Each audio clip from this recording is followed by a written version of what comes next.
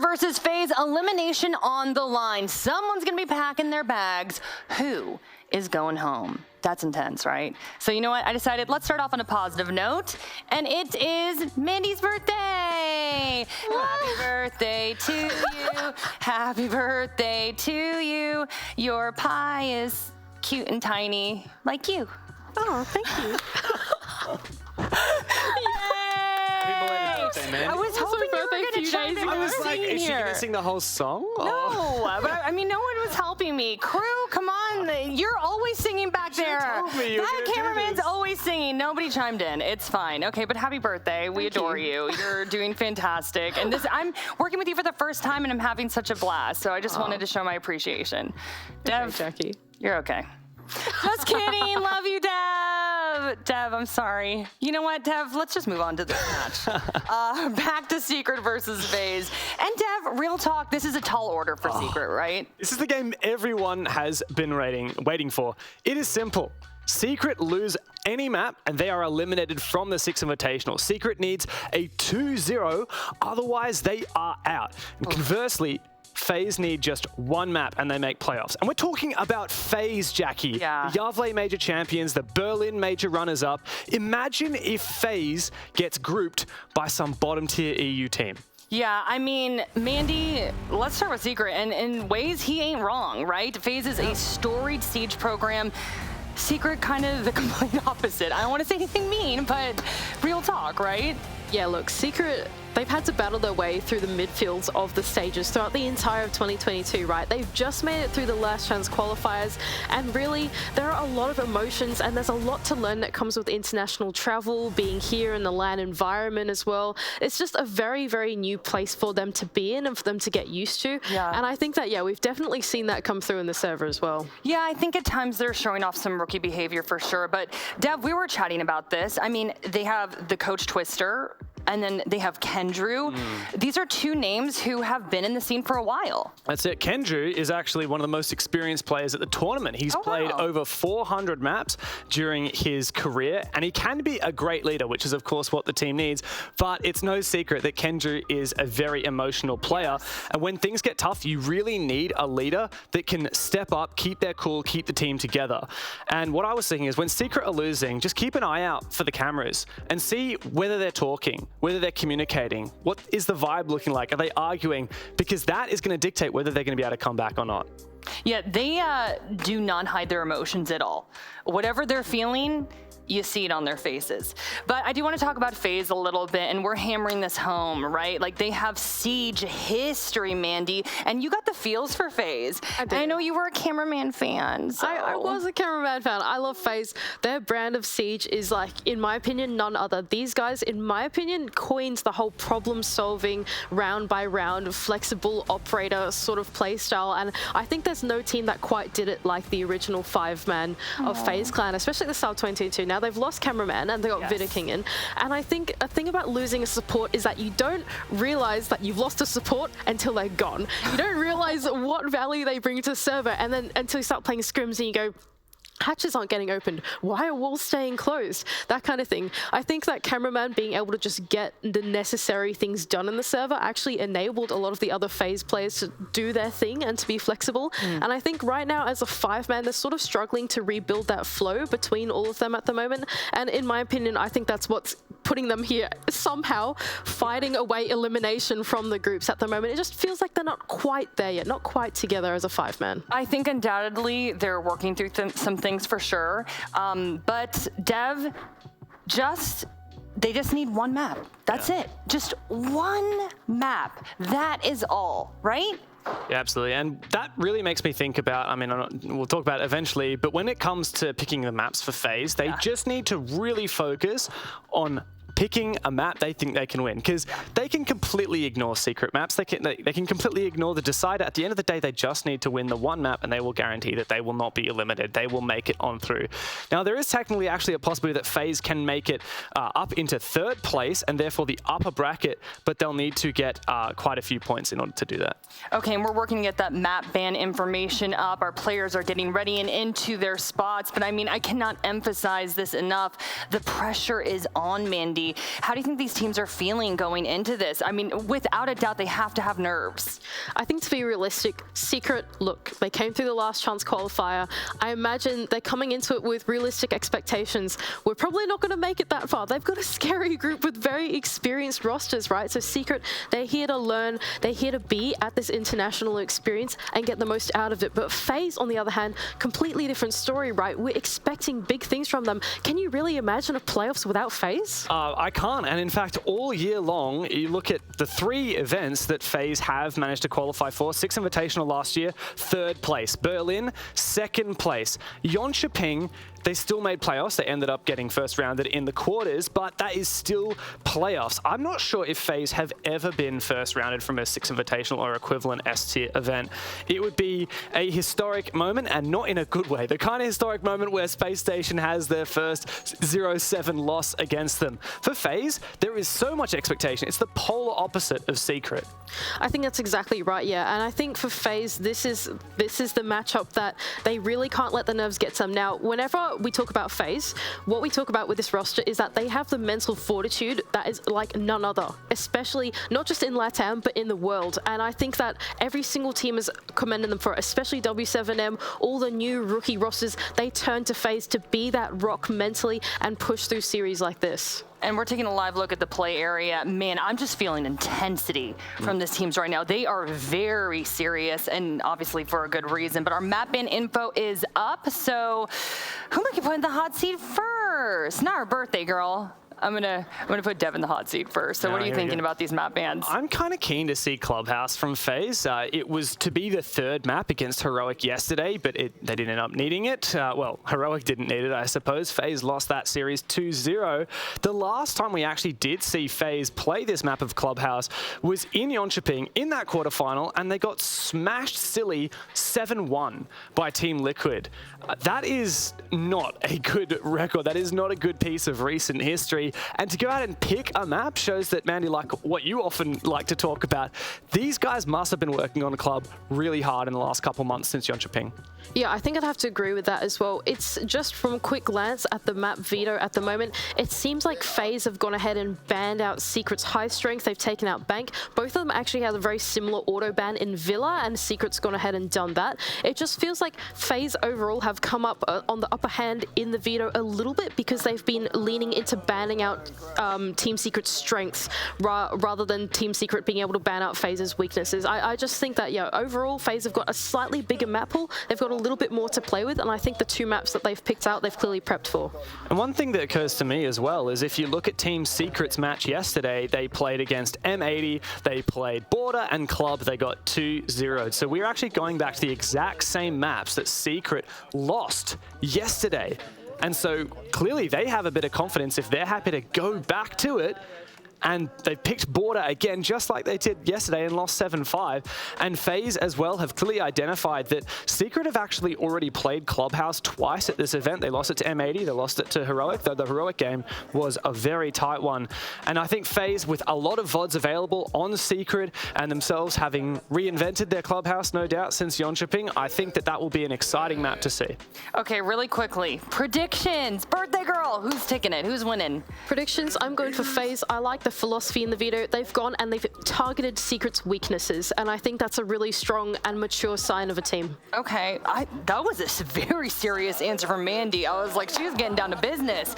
Okay, Dev, what you thinking? It's a really tough call, Jackie. Yeah. I'm going to go with FaZe. Okay. They absolutely have more to lose. There is no doubt about it. Will they be able to handle the pressure with a rookie on their roster? I can't wait to find out. All right, I am excited for this one. Secret versus FaZe. Who is going home? Who is surviving? Whose SI journey will continue? Pengu and Intero, take it away. And we also have some post-match analysis for BDS and Astralis coming up. Do not go anywhere. Thank you so much, Jackie, and thank you so much to the desk. Happy birthday, Mandy. Again. The second, because Milo's also celebrated it earlier. So here's a joke that we like to do. Whenever Troy Canadian and us go out to a very certain steakhouse, if you tell them it's your birthday, they give you a free dessert and they don't check your ID. So every time we go there, it's always Troy's birthday. Wonderful. Just in case anybody was curious. So Mandy, if you want to take advantage of that, we can give you the name of the steakhouse. You're It's your birthday. openly scamming this restaurant on live broadcast and admitting to it. Time is a social construct. It's also a joke. Also, it's only once a year, so like it might as well be his birthday. I'm also Nicholas Mertza. You might know me as Pengu. It's a long day. How many coaching courses do you think you could get? Do you think you could buy those desserts with? How many times do people pay you for that? Infinitely. I'm that guy. I would never spend money on you. Technically, you make money with me, so... Accurate. Accurate, yeah. Very true. We make money together. Yeah. That's what friends do, believe That's what friends do. That's what friends do. All right, these teams are going to be fighting for their lives. Nick, Team Secret versus FaZe Clan. Oh, What? it's already starting. It's already starting. Yep. Two storied esports orgs. One team that has continued to climb to the top of every live event. That's FaZe Clan. Their run at SI might end here right now. That would be a stunning result. You pollsters, you think that it's 65% for FaZe Clan, 35% for Team Secret? Okay. Clubhouse, Dubhouse, first map. Not as convincing of a vote as I thought it was going to be in favor of FaZe, but it shows just how... What can I say? You know, they've been playing below their own expectations, that of the fans, and it kind of shows here as well. Secret, they are on a completely different spectrum of FaZe, right? Secret was not quote-unquote supposed to be at this event. FaZe Clan is one of the top teams at this event that we expect performance-wise, and they're both fighting to stay alive now after groups. Operator bans is Ying and Munty, the two attackers, followed by a Sami on the defense. Secret has the last and final ban. It's going to be that second defender of their choice. Let's see what they choose. Bada bing, bada boom. Solus. Damn it. I was going to say Kaid, so we're both wrong. It's Valkyrie instead. Munty seen a fair bit of play today. Also seen a fair bit of ban. And Clubhouse is one of those stable matchups where you can pick Munty quite comfortably in both the basement attack, the CCTV attack if any team were to defend there. Typically you don't need to be a gym of a bar, but still, that's half the bomb sites. Church, Arsenal, very first place that these guys will go to. These guys and gals. These guys. These only guys, no gals. No gals playing. Team Secret starting on defense. We'll read through the stats on the bomb sites as we get a little bit into the match. We don't need to do that right away. Oh, look at that Goyo shield on the dirt door. You know, there's going to be a basement roam. We know this because that's why those Goyo canisters are placed where they are, so that that single member on the bomb site can pop them if the attacking team of FaZe were to push through directly towards the bomb site. You can pop it on the dirt door, the blue door, etc. Stop them for 20 seconds or force them to run through that fire, while the other defenders are going to be upstairs on that first floor bar area, holding them back on the entry points. Very evidently is these walls being reinforced, the jacuzzi exterior wall and the CCTV exterior wall, combined with an active bandit trick of Astro. Well, I take that back, a passive trick is they're pre-placed on the wall. That's going to slow down FaZe, and very much so because Soul's on the line, bringing flashbangs instead of secondary EMPs. They can't just pop these walls easily. But speaking of the man, opening kill from Souls onto Savage. That's going to make Secret bleed on, as they're going to lose map control because all these defenders are scattered across the map. They're so close, creeping on down. Grubby on this Solus. Soul's watching, flank. First kill goes to Astro. They're now playing up top. Astro versus Astro, by the way. Astro kills Slevin. They're in the same group. They're different people, believe it or not. I didn't even think about that matchup, the Astro-Astro matchup. It just hit me right here. Roam clear started greatly for FaZe, but losing two members now. Where are the last roamers? Well, Astro's on catwalk stairs. Grubby next to him is out of CCTV. Kenju alone on the bomb site. FaZe, they have a tough decision to make. Continue the clear, or figure out how many are actively on the roam and hit the bomb site instead. That's where those Goyo canister fires can come in handy. Astro sticking around for now, keeping control of a garage. And Kenju actually down that pit hallway below, holding his staircase walk up. They're playing around Astro right now because he has diffuser close within his reach. Vidaking creeping over towards Secret. flashbang will go. The Solus chased off of this position, but deciding to re-engage. Grubby, that was a nasty shot from above. Astro stunned. He's up in a similar position. Both players from FaZe currently inhabiting the garage. Kendrew sees one, and he's under some serious fire. Astro.FaZe. This is going to get very confusing. Oh, yeah. I apologize to you, the viewer, that it's Astro versus Astro, but we knew this one was coming. And you called the blue stairs Secret earlier as well. Secret also, of course, being the team.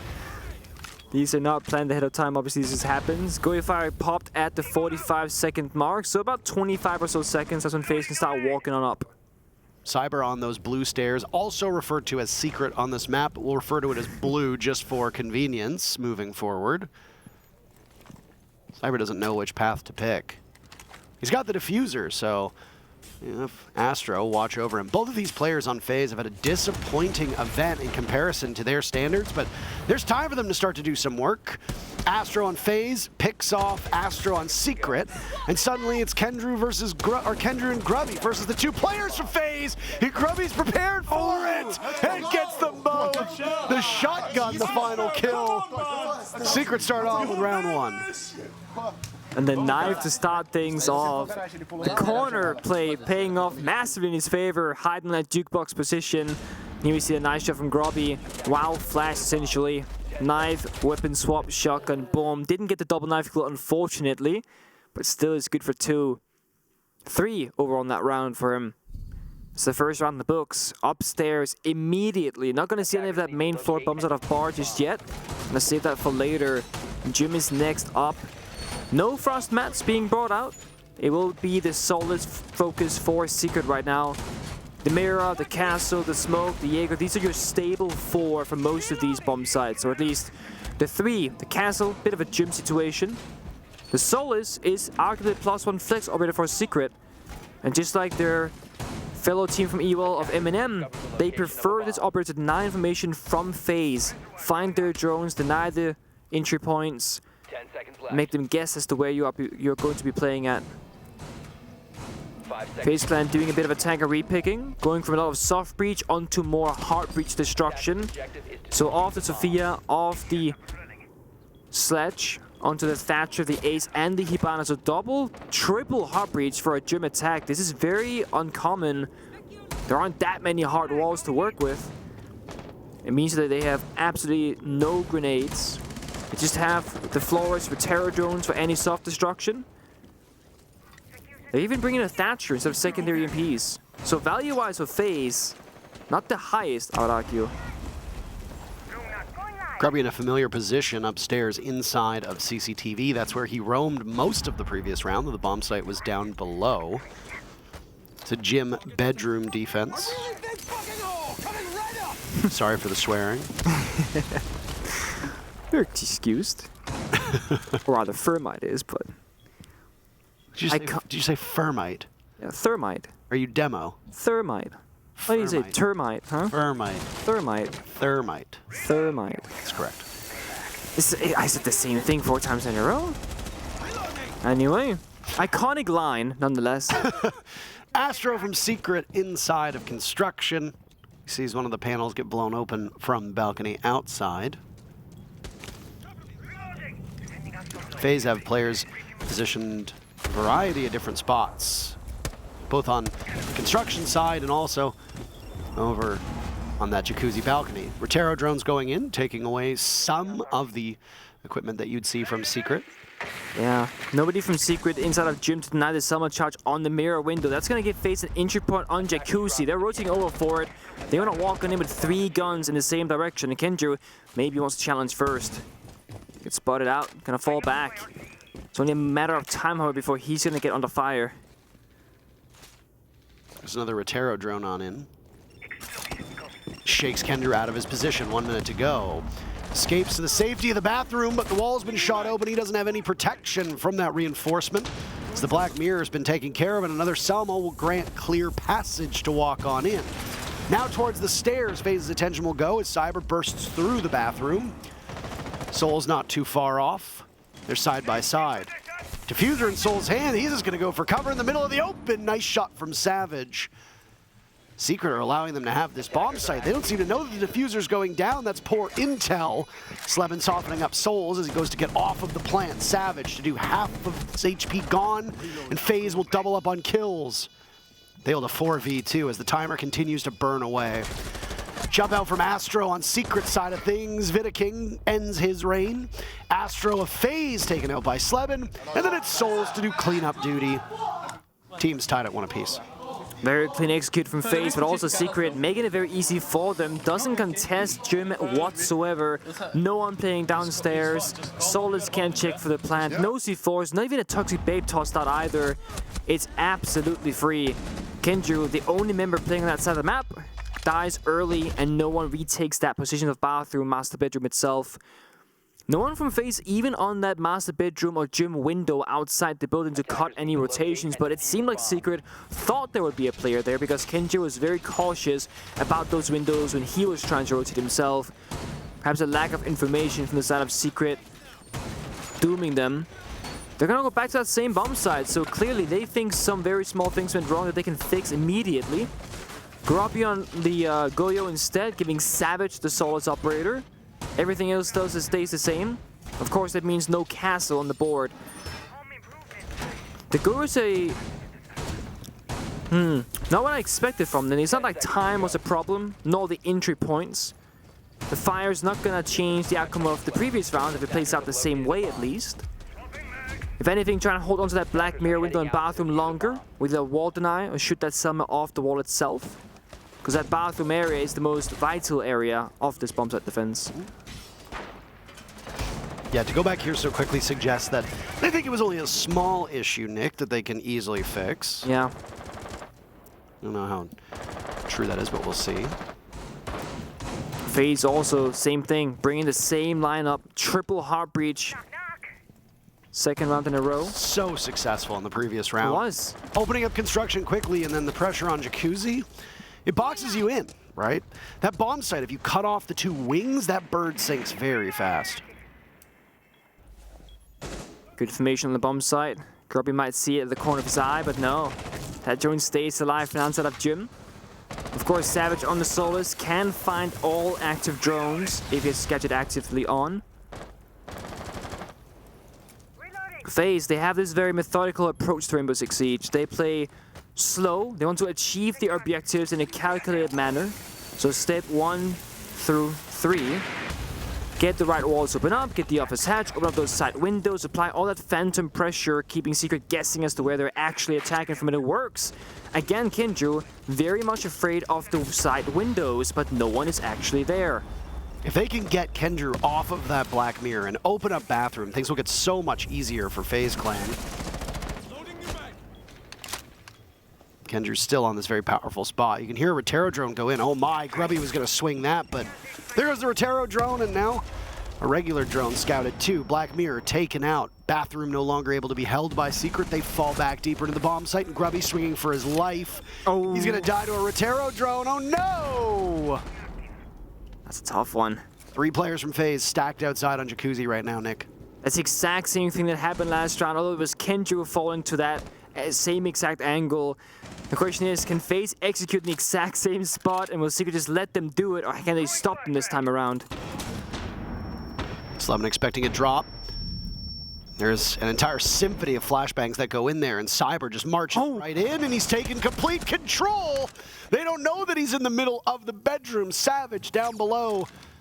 It's in a 1v5. Gives his position away, expecting a drop over from Jim. Diffuser going down. Astro had stopped it. Nice shot from Savage, but he's only on a single point of HP. And 2 separate members of FaZe were hunting him down after the objective play was so good. It was an even better round for FaZe. Secret went to the bomb site thinking they'd fix things. Certainly didn't. And you can see why it went so well. FaZe didn't go for the same execute, but Secret expected them to. Solus down below, couldn't find anything. Tetsuka-sama from Secret.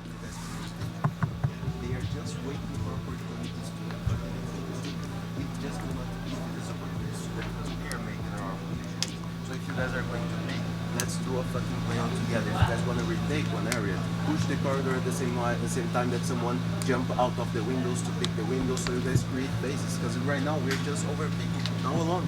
So we're just giving things to them. So if we are going to play fucking an pure fucking BDS, let's do this together. You guys have this game, it's not hard, you guys are winning your fights, it's totally fine, guys. Just communicate, just communicate, just communicate, okay? Let's go. Very calm from Twister, but very informative as well. And we talk about the coaches taking tactical timeouts, and some, they are cheerleaders, if you will, saying, you know, woo, let's go, like, bring up the vibes. Come on, guys, we got this, boom, boom, pow, fist bumps. And then some are more strategical. Twister doesn't sound angry or mad, just a little bit disappointed, right? Because they know the game, they're winning the gunfights, but they're peeking things isolated and not communicating on how they want to do things. He was saying, if you're afraid of the windows, have someone peek out from, like, CCTV, see if it's clear or not. Play together. That seems to be the main thing for this lab of Secret is things can get quite emotional and things aren't working out for them. When I say emotional, I mean in the sense that they just kind of shut down. Less talking, less acting, and then things just slowly kind of snowball against them. So Twister fighting this early after round number 3, after losing that same bomb site back to back, just trying to reel it back in. Make sure that the guys know that what they're doing isn't necessarily wrong. They're not doing anything bad. They just gotta do it a little bit better in that same way. I like the vigil from Savage, just to further play around the information denial from FaZe, keeping them guessing as to where the enemies might be at. So Solace plus the vigil on this base in Rome, it is extremely difficult for FaZe to find accurate and active information on where these roamers are going to be at. And it's gonna pose the question, will FaZe actually challenge or find their way through dirt perhaps or blue stairs like last time when they can hit the bomb site and avoid some of those roamers? Oh, nice nade by Cyber. Goodbye, Sleben. Opening pick for FaZe, busting this round wide open. Down goes the Goyo. Sleben not exactly having the performance through these first 4 rounds that he would want, nor be proud of. 1 and 4. Very valuable utility operators, though. He's still going to be engaged in relatively early gunfights, Nick. Oh, Souls is itching for his own engagement by the stairs. Of course, Vigil can keep on moving. Doesn't get stopped by the line when the gadget is active. That cloaking ability both covers the drones and the line scan. But Astro from FaZe finds Grubby from Secret. A second for FaZe in the round.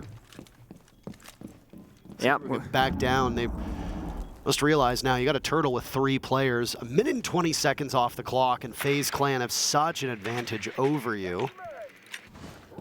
Yeah, you might as well just bunker down, try and take that 3-5. You cannot fight alone in the roam. That's not going to work for you ever. 1c4 from Astro on Secret could get a free kill perhaps somewhere on the round, or maybe...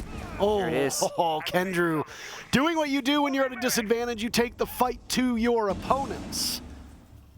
You might have more ground to take up upstairs. Souls very much away from the rest of the FaZe Clan. Like, no one's even nearby that location of main stairs. Tried to get early control like with the previous round, but this time, Secret they strike back instead. Tons of time to work with, and FaZe have 2 hot breachers. They can open up all the hatches. Grenade goes where you usually see someone play on blue, but nobody's there. Cyber doesn't seem to be aware that there's one to his left. Vida King is taken down. Cyber wins that duel. Cyber wins most of his duels. And this is the vintage Cyber that we have come to expect. He gets the final, what, 4 kills? Good lord. Excellent round for him creating space. The timeout does not immediately work. It's 3-1 FaZe. No, it doesn't. That means no parachute for Secret. FaZe can definitely start, toying with that fact. If they keep racking up these rounds, I fear for Secret's mental for the rest of Clubhouse. Now, this is FaZe's map pick, so it's not all doom and gloom for Secret, but there is something we have to discuss here, which is Secret are on 1 point right now.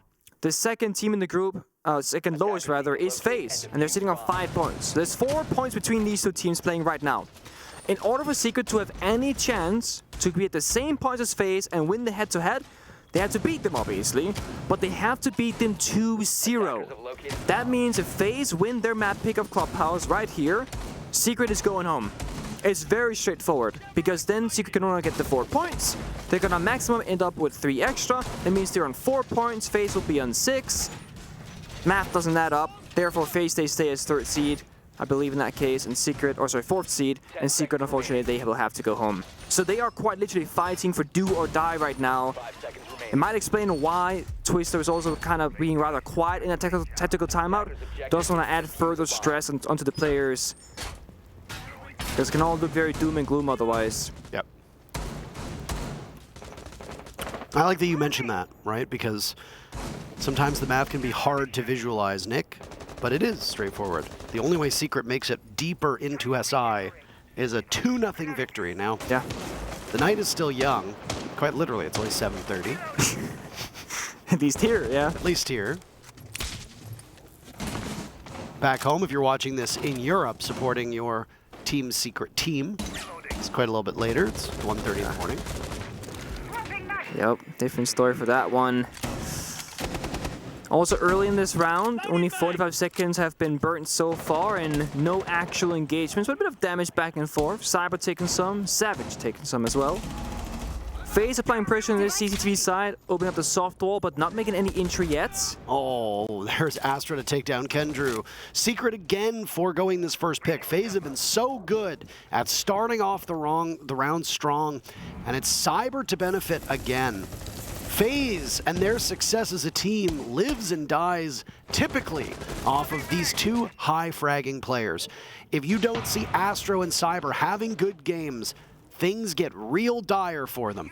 Souls is a great support player, but the 1-2 punch of Cyber and Astro has always led the way. Cyber setting the kill record in a best of 5, if you recall. A tremendous player, and well, he's putting in a great performance and a good showing so far, doing things like that. Astro snuck in, and on the stairs to the stage, he's getting the diffuser down. All unbeknownst to Secret, who will now scramble through a post plant. Savage on the window takes down a single player from FaZe. That's the very first casualty for the Brazilian squad. Savage gets yet another. Impressive stuff. Team now equal in 3v3, but the problem is that you have to A, find those players, and B, go for the kills. No way! Astro flicks onto him. Savage is down for the count. Secret's Astro is now gone, and it's all eyes on Slebin. The first casualty in the previous round, the last one's still alive, and he's buried by Vidaking. 4-1 FaZe. Also, very much worth noting, FaZe and Astro, they did the nuke plant. Essentially, just 1 second here. It's a very quiet Team Secret after that round loss. That's the things that we talked about both on the desk before we went into this live match, and also as we spoke about during our tactical time, or the Secret's tactical timeout. One Secret they're down, things can get very mellow for them, very quiet in the comms. Going back to my point about the nuke plant, when nuke's gadget is activated, you will be invisible to cameras, as we all know, and it's quite frustrating to play against. But there is a trick that if you pop the gadget and start planting, you're actually invisible to cameras while getting down that diffuser. It's just a case on the ground, essentially. It's very hard to see if you're on a camera. So FaZe Clan went for this off-pace kind of plant in the midst of the chaos with pretty much no actual cover of the planter himself, and just kind of kept on top floor control. Bomb goes down, they all get outside the building, back to passive locations. It's very well done by them. Of course, FaZe already had 2 kills. There weren't that many members from Secret that could deal with them. 2 of them were upstairs. Last one deep on the bomb site. Did not expect the plan to go down whatsoever. That's why those off-pace plays can sometimes work out, because it's not supposed to be going on in that order. And when you play Siege at this level of play, everything's rather logical. Where you think, okay, they're gonna go, you know, first they're gonna go to the roof, for example, on Cyber, he's going to open up the office hatch. That's like everyone's step 1. It's like every team does it because you just have to do that in that book of 1, 2, 3s. But sometimes you can catch your opponents off guard by skipping steps or just going to one of the last steps very early on and catch your enemy off guard. So everything's very calculatable against your opponents. If you can find that gap or create space, that's when those opportunities they can be allowed. Astro from FaZe doesn't want to risk dying early. FaZe Clan known to try and keep that man advantage for as long as possible, and time again they find the opening kill. Every single round so far. Devastating for Team Secret. I mean, they're just falling apart one by one right now. They took a timeout already, and they've lost the next 2 rounds that follow. This looks like more of the FaZe Clan that we used to see, and well, the victim is Team Secret. Based on the way that FaZe has played so far, you wouldn't think that this is a squad that well, made it to a major finals in Berlin. Made it to and won the Yavla finals as well. Made deep runs at a variety of other events and showed up quite big domestically. But they had some puzzling results, I want to say, in this group. Not unlike Team Liquid, by the way, who's also had their own fair share of struggles. Team Secret are, right now, well, they're getting chewed up and spit out by this FaZe machine that we saw for most of the year. Yep. Oh, well, Kendra still is fighting back. It's Cyber falling. That's the buck. But he's done most of his job already. Spent most of his pieces of utility. FaZe bring that Hibana and Ace. They can still get all the hatches and walls they would want to breach on open. Astro from Secret on this bandit pick. Deny the church walls, most likely, as there are no EMPs from the side of FaZe Clan. They have to work with dirt and try and get a hatch or two. That's the only real options that they have. And they have breached open up dirt just now. But it's not going to be their first priority. They gotta get this kitchen floor destroyed and acted upon. But with 25 seconds left, it's limited how much they can get done. This yellow ping, they have information on Kindra's position. They know he's there. He's gonna get taken down. Yeah, they've got this hatch control that's so tough to battle against. Bullet tracers will whiz past Vidaking. He's got some marks from that Lion scan, and now Vidaking will drop, shrugging off most of the damage done to him. Secret will scramble as the diffuser gets planted in a safe corner of the map. Can they shut it down? Yes, they can! Savage exploits a blind spot, but they grab the diffuser at the last second, and Grubby will need to go against the might of FaZe, and he loses it. FaZe Clan, 5-1. I generally thought Savage was gonna steal that round. It's so close. Twister literally doing the very best he can from behind. Pretty much celebrating that round as if his teammates won it. When in fact it was FaZe Clan who stole it instead. Secret, they have a very, very tall challenge ahead of them. As we said, they need a 2-0 clean win to stay in this tournament. FaZe Clan are 2 rounds away from denying them that fate. Secret going to their attack inside. There was a brief discussion between Slebin and the rest of Secret saying Thatcher or this other operator. I say this other one because I didn't catch what he was saying. Didn't hear it. Speaks to the fact, you know, whether you want the utility of Thatcher to get through walls, hatch, etc., the Kite, the Bandit, and so on and so forth. Or maybe, let's say it was a Jackal, the Roam Clear, more grenades, Sledge, Soft Destruction, Sophia, Ash. All common operators on this basement attack that we're going to be seeing first out from FaZe. They have the mirror up top floor, with a mirror window in pocket, could go on that bathroom wall towards the QC. Latam as a region domestically, they love this mirror setup on the basement roam. It's so commonly done. Fury and MIBR using that constantly back in their home region. Yoga, Jones, and Bullet can help grant the roamers information, but also the bomb site. So not only do you have Goyo canisters to slow down any rush, but Yoga Jones also gives you a heads up ahead of that rush happening if it were to be a play in Secret's playbook. All right, you talked about it. One of the stats that was brought up, opening kills, FaZe 6-0 on those opening duels. 3 diffusers planted and very, very close to a 4th being planted in that very final round. Secret won round 1 and they looked okay. They have not looked okay since.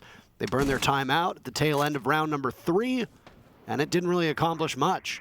And while Twister is a vaunted coach whose timeouts have been praised widely across the league, there's been absolutely nothing to show so far for this timeout. Astro from Secret looks likely to break this trend line of getting first picks as he's got Astro from FaZe down for the count. He might be retrievable here. Astro continuing, never mind, to bleed out, and it's technically FaZe to get the first pick. Whether they can retrieve Astro, the Capkin, or not, that's the question. Oh, it feels bad. I don't know if they'll be able to get to him in time. They left him. Nope, Kendrew will pick him off. Oh yeah, check for Capkin traps, please. You would hate to kill the Capkin and then get hit by one immediately after. Let's see what we can do now in a 4v4. 1 minute 20 on the clock. Secret's pace, not too bad, all things considered. All 4 remaining members of FaZe are on the bomb site itself. We know this, but of course Team Secret, they have to still check every corner Seems like they're pretty comfortable though, that nobody's roaming out. So they can start this vertical destruction. Grobby helping out the block by using these secondary soft-breaching charges on the floor and on the walls. Secret, they have the thermite, can openers, and the ace. So a triple hard breach just like FaZe had. They can get everything opened on up. And because there's no bandit or mute on this bomb site, that means these armory walls will also be a point of pressure for them. Cyber's so damn good in this matchup. Good lord. He's just killing everything that comes in front of his face. Bullet now out-dueling Grubby. Bullet had a bad day yesterday, but he seems to have bounced back. Playing more of these utility roles. Let's sit on the Echo. Vita King and Cyber now in the same spot. Savage under watch from Bullet. Cyber gets the final kill. It's match point for FaZe. Secret's life on the line. The very... Boa, Cyber, caralho. Oh. What is there to say? There is nothing to be said. Absolutely nothing to be said. And that when I see that, or hear that rather, I'm thinking Or don't hear. Or don't hear anything rather. I'm thinking GG go next. And normally that would be a fine thing to say, like this map is done for, preserve your energy, whatever. But yeah, we've said it twice before, I'll say it one last time. Secret needs a 2-0 victory to stay in this tournament. And they are one round away from just being sent home. And you can very much tell on their faces and their lack of communication that they are well aware that they are not showing up when they need to. This is obviously, arguably, the biggest match in most of these players' careers, besides the fact that they played that last chance qualifier in EUL. One exception would be Kendrew. Kendrew would be the exception. Won a Pro League Finals. Yep. For the rest of them, well, I guess you can maybe argue Slepin, but he's not really been in finals, I don't believe. Was Slepin? Oh, question for you, Parker. Hit me with it. No. In's winning was way before Slepin. I know that for a fact. Slepin was not in year 2, season 3 when they won. Yeah, that was Kento just joining. Boonsey? You said Ents, right? Yeah. Yeah, that was Wilkie, Panari, Boonsey, Shate. Kanto. Yeah. Okay, I was gonna say that's way before his time. So yeah, even for Slepin, this is a very big match for all these players. That was my only point with that. Slepin and Gomfy were so good in Europe that they were imported by Sonics.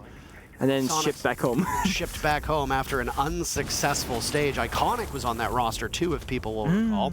He found a second life on Astralis. Slepin has found a second life here as well on Secret.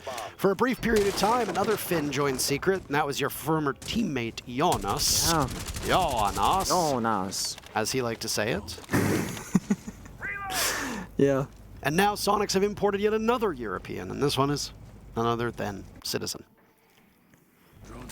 Yeah, we used to have this saying back in the early days of EUL, if you want to win, hire a Finn, because all the successful teams were important Finnish players.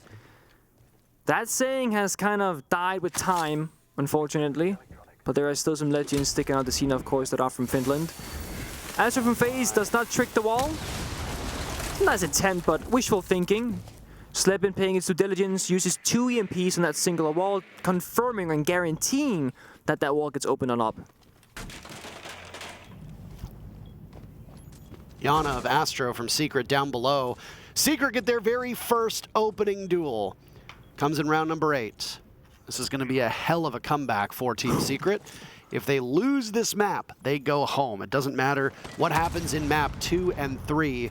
Secret find 2 more kills to add to the tally, and FaZe are withering on the vine right now. Souls in a 1v5. Could we see a flawless round? This could be the beginning of a comeback. It has to start somewhere. Souls trapped inside a construction. He got hunted down from both the doorway of bedroom and logistics. Secret, not on the board as they won round number 1, but it's been a while since they put one into the win column. They'll do it for the second time. Again, they will remain on the ropes unless they can force overtime. Oof. Yeah, no room for mistakes. FaZe, so far, if they get the opening kill, guaranteed them win the round. If Secret gets the opening kill, well, looks very, very good for them. So it seems very simple to me. Play for that opening pick as much as you can. Play for the 5 versus 4, build the lead forward from there. Bar defense next up on the menu for Team FaZe Clan. They once again bring out that mirror for upstairs hold. They can play this on like 3 different bomb sites, right? Because bar, basement, roam, and gym bomb site all play out in a similar fashion because of how FaZe are choosing to hold that gym bedroom side of the map. The bathroom reinforced with the mirror window inside of it. Then you can extend into the CCTV connector. And of course, in bar, you can hold the entire bomb site from one floor up to this top floor hold. You don't really need bomb site presence itself. Just control above it is all you really need. Secret, not bring any pocket operators. It's that same stable operator lineup of like basic utility. Some flashbangs, some nades, soft breach, etc. And of course, 2 hot breachers at minimum. Both the Ying and the Monty banned, so they will not be available to them. Osa could be an operator could pick out, for example, for this bar defense in the future if we get there. But for now, won't be needed.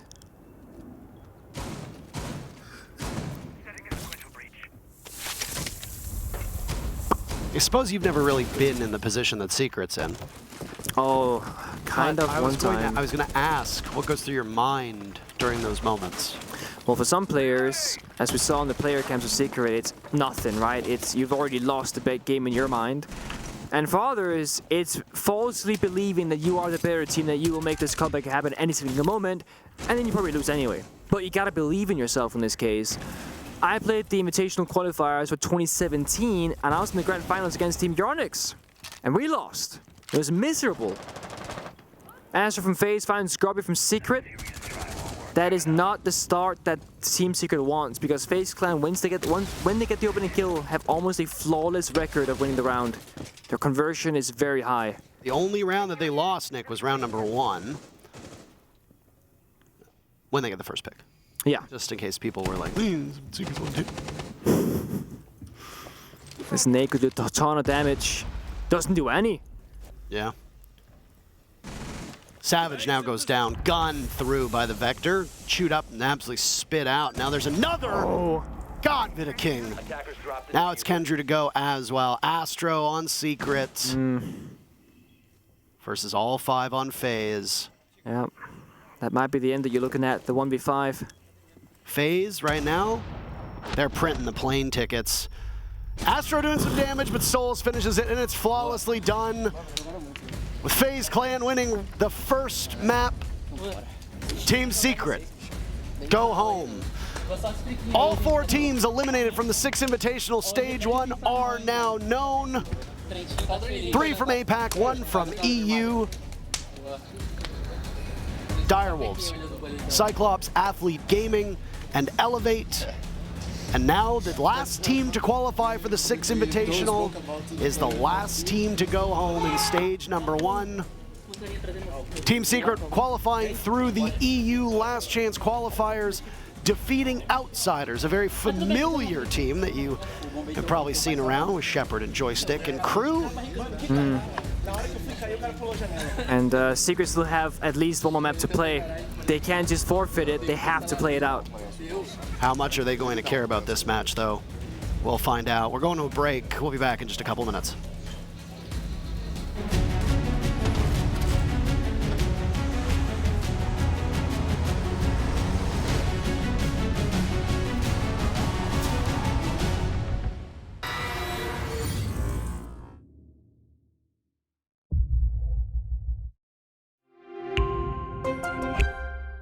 I'm Nicholas Morton, but you know me as Pingu. I'm a 2-time Rainbow Six Siege World Champion and former top Rainbow Six Siege player in Pro League. Welcome to my Siege Ranked Bootcamp. We're talking 20 seconds left on the clock, you got the diffuser in hand, what do? Play the way that you're comfortable with, because you have confidence when you're in this position. That is when you're gonna be at your very best. Good luck.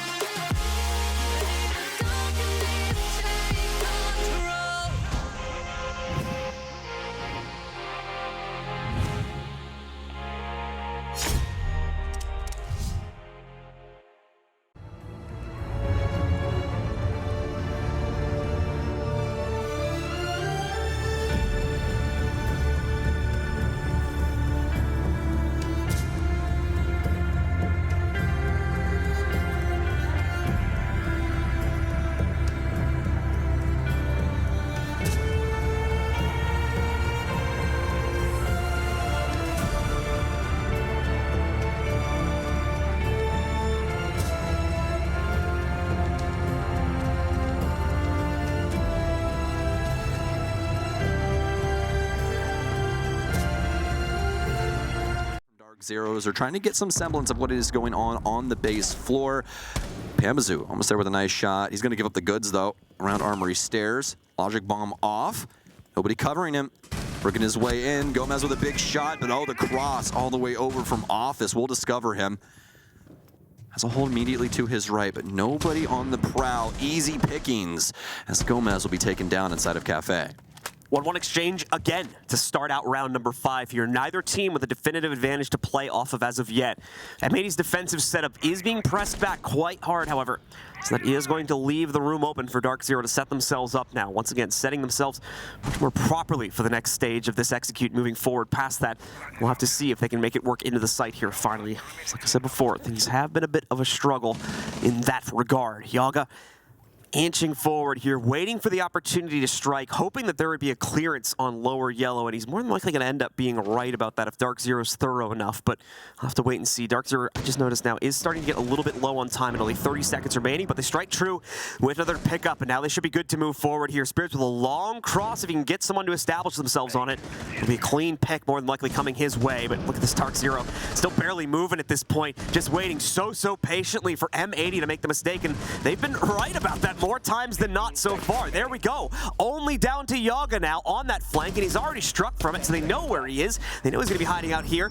It's the smart glasses out to avoid being affected by that flash, but the plant's going down. No way he can stop this. Dark Zero well on their way to a second round here, unless Yaga steps up in a big way and won't be able to do so. MJR, the patient holds from him over by the dorm side, consistently knocking out all the aggressive swings from M80 and stopping any chance of them turning this round back on its heels. Mad respect to both of the teams. You saw that mid-game there and just how long it took because of the respect both of these squads have for each other. No one wants to be the one that makes that tiny little error rather, that breaks the camel's back. So fantastic play all around to both teams. Dark Zero might have the opportunity here to tie the score line up. It was a 3-3 overall. See what's going on here. NJR is going to get rid of the blitz. Bring that on over to the Buck. Have the Ace come in as well. Have the Yana in for some fun too. And seeing that get switched out every once in a while for DZ. Twitch always seeming to reside here though, and Gavini constantly on the Dokkaebi. So some big changes there for Dark Zero inside of that last round, John. Some more patience around their play. Also that site and the way that M80 holds it, it's a lot more open. You know, they're bearing a lot more of their soul to Dark Zero in a lot of different positions because of the angles that they have open for themselves. And that also played into key factors of how Dark Zero handled that. They weren't as aggressive on getting breaches open and these other things because they could play patiently and wait for M80 to try and go for these swings, and it worked out extremely well. So with M80 now potentially at risk of falling behind a little bit here. Good start initially inside of this map, but a 3-3 half potentially staring them. If Dark Zero is able to repeat their success from the previous round, Dark Zero, of course, we having to take the slow route as usual in that regard. M80 will have a setup downstairs this time. Sky's moving forward, quickly knocking out all this utility, just like he did the last time we went to this site as well. Dodging around a few players in the midst of the lab area. Well, that was the Dark Zero M80 matchup. We're coming back to what might as well be a funeral for Team Secret. If you weren't watching map number 1, FaZe Clan and Team Secret entered knowing that one of these two teams would not carry on at the event. For Team Secret, a team that just qualified 2 weeks ago, they wanted to be the ones to get it done and move on. But the problem was for Secret, well, the job was harder for them than it was for FaZe. For FaZe, it was simply win the match. It doesn't matter how. For Team Secret, it was you have to win without letting FaZe win a single map. And unfortunately for Team Secret, FaZe Clan won map 1 dominantly. Yeah, very dominantly. And I mean, if you're Team Secret, it's gonna be a bit of a stinger because you're going to FaZe's map pick first as well. So you don't get to play out your own map for confidence sake and then maybe play their map. No, you're just going straight to theirs, you get 2-7, etc. The scoreline kind of shows itself. Not a single positive member in KD from Team Secret. Every single member but one positive or neutral from FaZe Clan. And the entering, look at that. Yeah, wow. One single entry for Secret in 9 rounds. Not a single player went positive. Sleben having one of his worst games of the event. yesterday, the desk made a very funny graphic, I will say, where they showed Sleben's performance during the qualifiers, where he was repeatedly top 3, top 4 in every respective category. The graphic that was posted yesterday showed Sleben being 92nd in some of these categories, and it was just it was contrast to where they were and how well Secret performed, burning through that EUL qualifier. Excuse me? Who was that?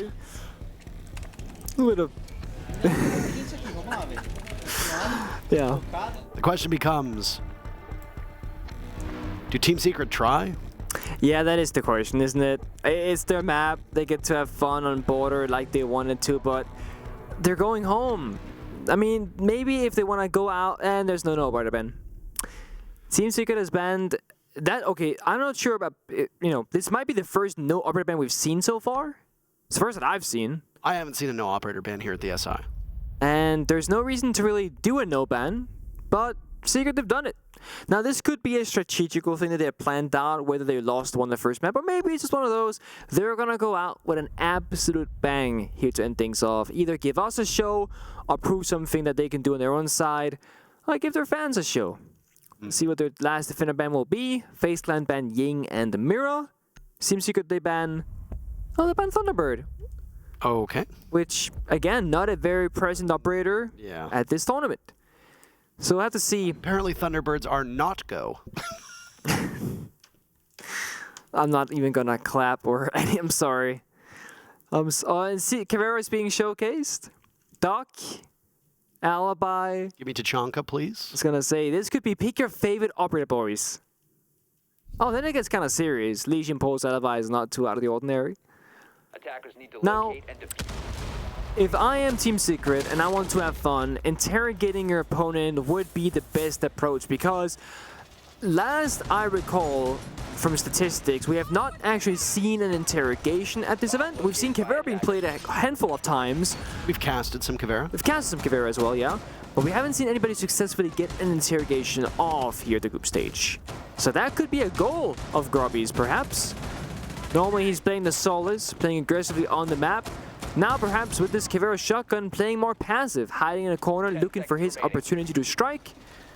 FaZe with a pretty common setup. They are still changing around, making up their final decisions here. But again, it's that soft breach, hard breach economy with that one flex operator of Dokkaebi. So pretty stable stuff. Secret playing aggressively off these spawn peaks so far. Looking for something. They won't get it though. There's nobody from FaZe contesting the ventilation balcony from spawn. Souls walks around it instead. Oh boy. And he's gonna jump out. And go for it. No interrogation still, but hey, good time for Secret to actually get an opening pick. Yeah. Better late than never. In the entire series. Now, let's say Secret, they're gonna be fooling around and having fun, and FaZe are gonna try their, not hardest, but they're gonna try. It's actually very difficult if you're FaZe to play against this kind of playstyle. There, we do no longer care. We're gonna swing everything and play crazy aggressive, and so far, it's working. Bullet finds the C4 mid-air, stays alive, but Kindrew takes down Astro from FaZe instead. Secret building their biggest lead they've had so far in this matchup. Changing mag. I mean, I guess when you're not playing with much expectations, that's exactly what can happen. Grubby takes out Cyber, Diffuser going down, Grubby another. How does he have 3 kills on Cav playing as a wholly unserious person? Team Secret wins round 1, and you can see some smiles. They're having fun. He said, yeah. I've just killed Astro in the middle of customs and just put the rest of my clip into his spot. Yeah, they're gonna have their fun. I mean, if FaZe is gonna send you home, you might as well try and ruin the rest of their day. Now, let me just double check my points right now, because I'm curious if it matters for FaZe whether they win 2-0, if they win 2-1. The numbers, they say, well, it depends on the Darkseer matchup. Right now, before this matchup, FaZe had 5 points, Darkseer has 6 points. Darkseer playing on the other stream right now against M80. So, technically, with FaZe win the first map, they're guaranteed at least 1 point. So, Darkseer and FaZe are tied right now. If Dark Zero they lose, 0-2 for example, and FaZe they win 2 maps, FaZe they actually go above Dark Zero in seeding. They get 3rd instead of 4th. So technically for FaZe, this still matters to them. They care about these points. Team Secret could spoil that for them by winning Border. 5 seconds left. And we'll see what happens in the deciding map of Kafe, if we go there. Attackers are moving to defuse a bomb. Imagine there was more of that in that very first game. Yeah. Defender No care this time around, but the aggression that stays true to itself in the previous round. Running out the building, going for those aggressive peeks, keeping FaZe on their toes. It's almost comical seeing the sheer difference in playstyle. FaZe playing very methodical, very strategical, approaching the building, droning, etc., setting up. And Secret, they are just fighting them in spawn as the defending team. Grubby could go real aggressive now. Look at this, just dry peek in the window. This is some dumb stuff. But boy, is it entertaining. It's working out so far as well. Look at this lineup. Doc, Capkin, Solus, Oryx, Valk. I mean, it's kind of serious, but also the way they're playing it, this is not serious. It's like get in their face gameplay. Yeah. I mean, why not? Might as well. Might as well make it as miserable an experience for FaZe as possible. They just sent you home. Cyber could be in for a world of hurt. They catch one of them. There goes an Argus cam. Kendra gives his position away. There goes a Nitro cell. Before he can rip it, Cyber jumps in. First kill for FaZe on the round. Sleben now stunned on the Solus. Just missing out on Cyber getting a 2nd kill. Yeah. Now it's going to be a slow round for FaZe. You can see it. They're playing just like on Clubhouse. The 1-2-3s, the ABCs. Drone it. Clear it. Try and take multiple guns against one opponent. Sleben should be next in the gutter because he's playing the most forward. He's going to drop the hatch, surrender that map control to FaZe so that they can just take it. Cyber marching up now from the top of stairs. Down goes Sleben. Astro playing on balcony. Oh. He doesn't see the Capkin trap, blows sky high. Cyber knows the path is clear now. Hazards have been removed. Nitro cell will connect on Nvidia King. He gets blown into another map. Those Valkyrie cameras, problematic for FaZe to deal with. No IQ on the board, of course. That's the nature of it. A lot of damage being dealt to Grubby. Then the main stair is stuck. He can go downstairs, but getting back up top, it could be difficult. Oh, duck stims. It's good value. Right back to full HP now. You see why the Thunderbird was banned, so that they wouldn't be tempted to run her. Okay. Have no choice but to run the bomb. 200 IQ gameplay. They're very smart people. 20 seconds left. What can FaZe accomplish here? They gotta go. They gotta go right now. They really gotta go. Cyber sees the Valkyrie. Grubby wins the duel. Bullet and Soul's last 2 left. Grubby comes in and has another great round. Twister trying to keep motivation up, but Full sprinted into fucking instead. I want to know what's going on over there. That sounds like M80. Yeah, I was gonna say. FaZe Clan have called a timeout, by the way. I think this makes sense. I think you gotta discuss the situations happening in front of you right now. If I'm the coach, I'm saying they are gonna play like it's a ranked game entirely. They do not care about anything. They're gonna swing you, fight you everywhere on the map. Now how they deal with that, I have no idea. It can be super structured, expected. It can also be match it, play aggressive into it, go for side executes directly, etc. Don't even challenge the roam. Os 5 juntos,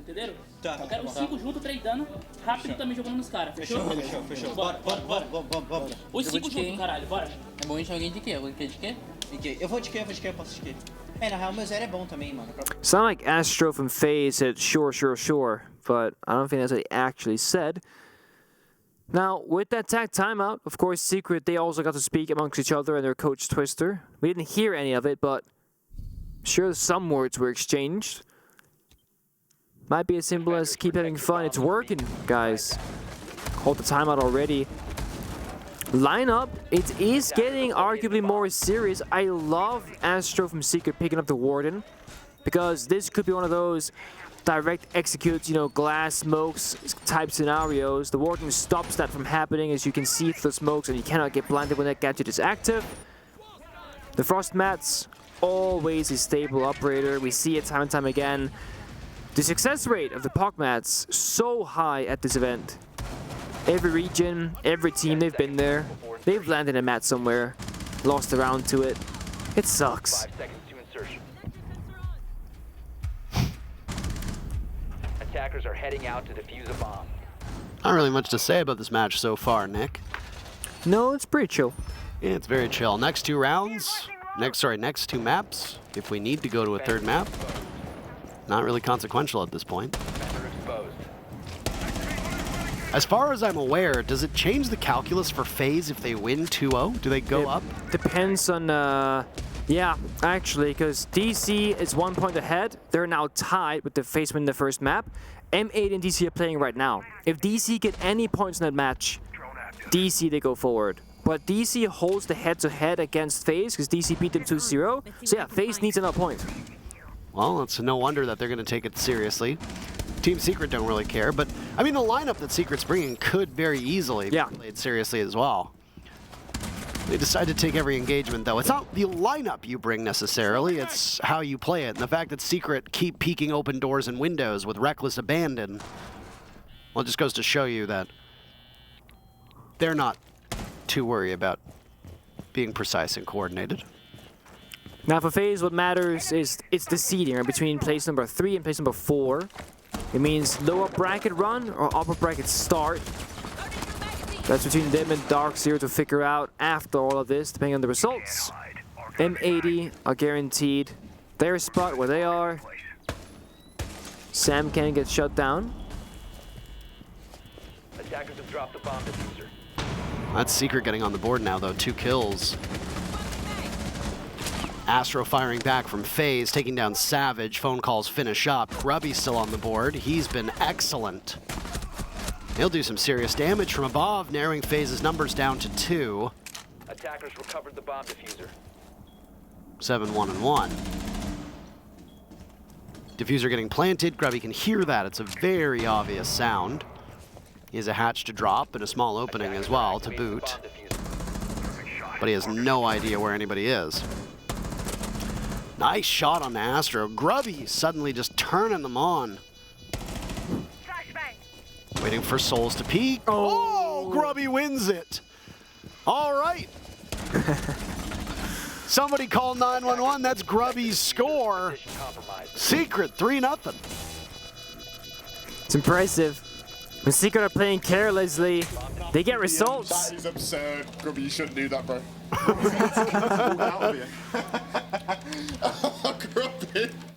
See, I feel like if Secret had these kind of vibes on map number 1, things might have been different because that is a night and day difference. Like, the stress is absolutely taken off their shoulders in the worst of ways, and they're making the best with, best with it they can.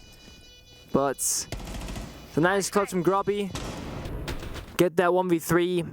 FaZe playing a little bit carelessly in the 1v2. Astro from FaZe opting for a sprint into a vault. That when he was actually safe inside that bomb site, his teammate had the cross from the window. A little bit unnecessary. The last member of FaZe outside the window, well, you don't see the diffuser. Your postman position isn't great. It's not ideal. They go again.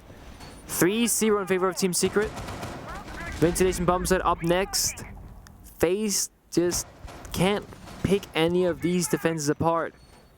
I like the nuke coming out from Bullet. Try and just walk around the map. I mean, with how careless Secret are just running on the map, you're easily gonna find opponents to fight against. The question is, where do you into the building? Because when you're roaming so aggressively as Secret are, they're pretty much going to be everywhere on the map. This must be even more frustrating for FaZe because you've just secured your place moving on from the groups. Yeah.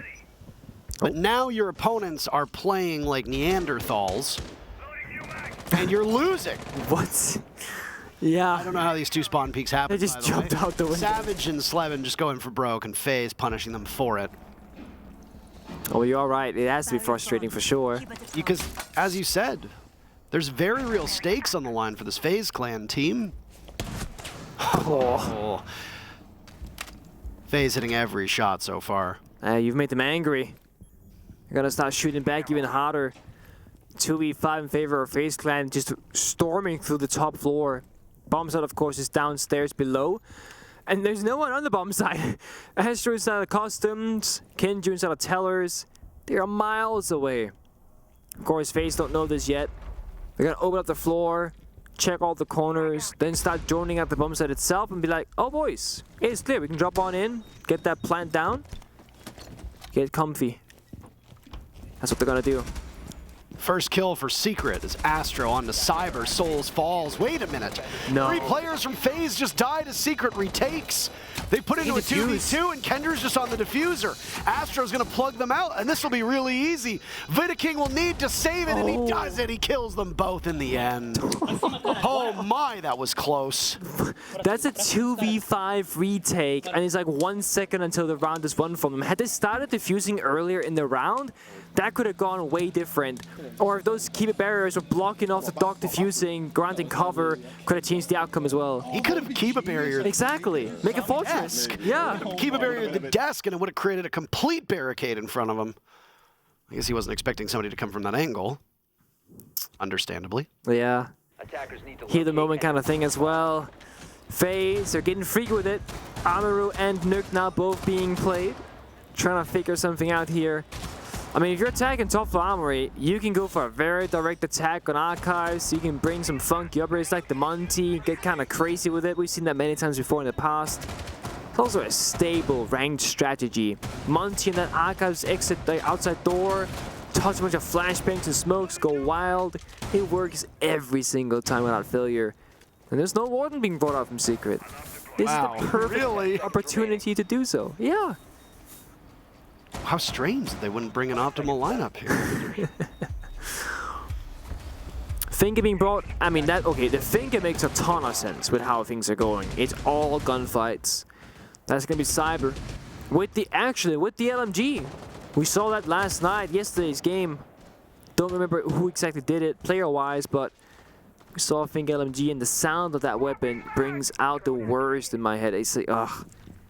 Takes me back to what I hated about playing ranked. The Finka LMG every single round. Run out. Grubby gets it too on a bullet. That's the front door player killed from FaZe. That's just too easy. Like when you do that and you don't care about the outcome, it's so easy. But if that was like Clubhouse, you do that, there's like 3 members holding that run out for you, just die. Like it's always like that. And FaZe are in the bomb site, just like that. Adrenal Surge goes in. You get the diffuser planted. Astro holds on to it. Astro on FaZe. Grubby dies. It's only his 3rd death. He's been exceptional. Now it's Astro on Secret to drop. Vidaking taken out by Sleben and Astro. The Zofia is in, planting safely by half wall. Secret, their numbers continuing to dwindle down. Another Adrenal Surge will hit. Give just a bit more staying power, ease that recoil. Much to Savage's dismay, Souls inside the security. Give FaZe their 2nd round. They're closing the gap. Cyber almost did a Finka LMG ace, by the way. That's how strong that operator can be in the right hands. And yeah, Cyber, he saw his face. He's laughing about it. As he should. Do the same thing? Yeah, I was going to say, Secret with the advanced voice comes. Do the same thing. Kenji goes, yeah, we can. Why not? Yeah. It's all up to FaZe to, you know, solve through the struggles of the aggression. They've done well so far, 2 rounds in a row now. Those early couple of kills really are the defining moments because FaZe simply needs manpower to storm through these opponents. If they lose these early members, that's when things get very difficult for them. I think Cyber's going to play Finka. Well, this is actually the last round for their half. I was going to say for the remainder, this is the last round. And Kendrew, in this very popular hiding spot inside a break room, that's the Caveira, waiting for a possible interrogation. Now, if FaZe are lazy with their drone work, will definitely go unseen, unnoticed, but an interrogation is still hard to get off in such a popular area of the map, such as break room on security. FaZe are bringing out that Monty. They also have the smokes on him. Of course, you can opt for any execute, roam clear, etc. Monty, ton of options. But he is pathing towards Archives. He is starting to believe in the ranked strat. Go Archives door. Open the door. smoke the bomb side, start the plant. The downside from last round, there is a Warden being played. Last round there was not, but the bomb side is so vacant. I can taste victory. They're going up the stairs. Look at this. This one's going to be quick. They want the door. They're going to go in. One's going to go deep. Plant goes down. To the races they go, but they got to get the Monty to the right spot, Nick. Yeah, there he is. They see it. They should read it as well. Savage on the ward in the wrong position. Can't act upon the smoke grenades, really. Oh, no. Kendrew from below. He might have something here. Impact out. Look at that lad just chewing on his gum. This has now become a problem. You could walk in near the window on the concrete, but you got to hit the C4 midair if they toss it out. They have 2 of them.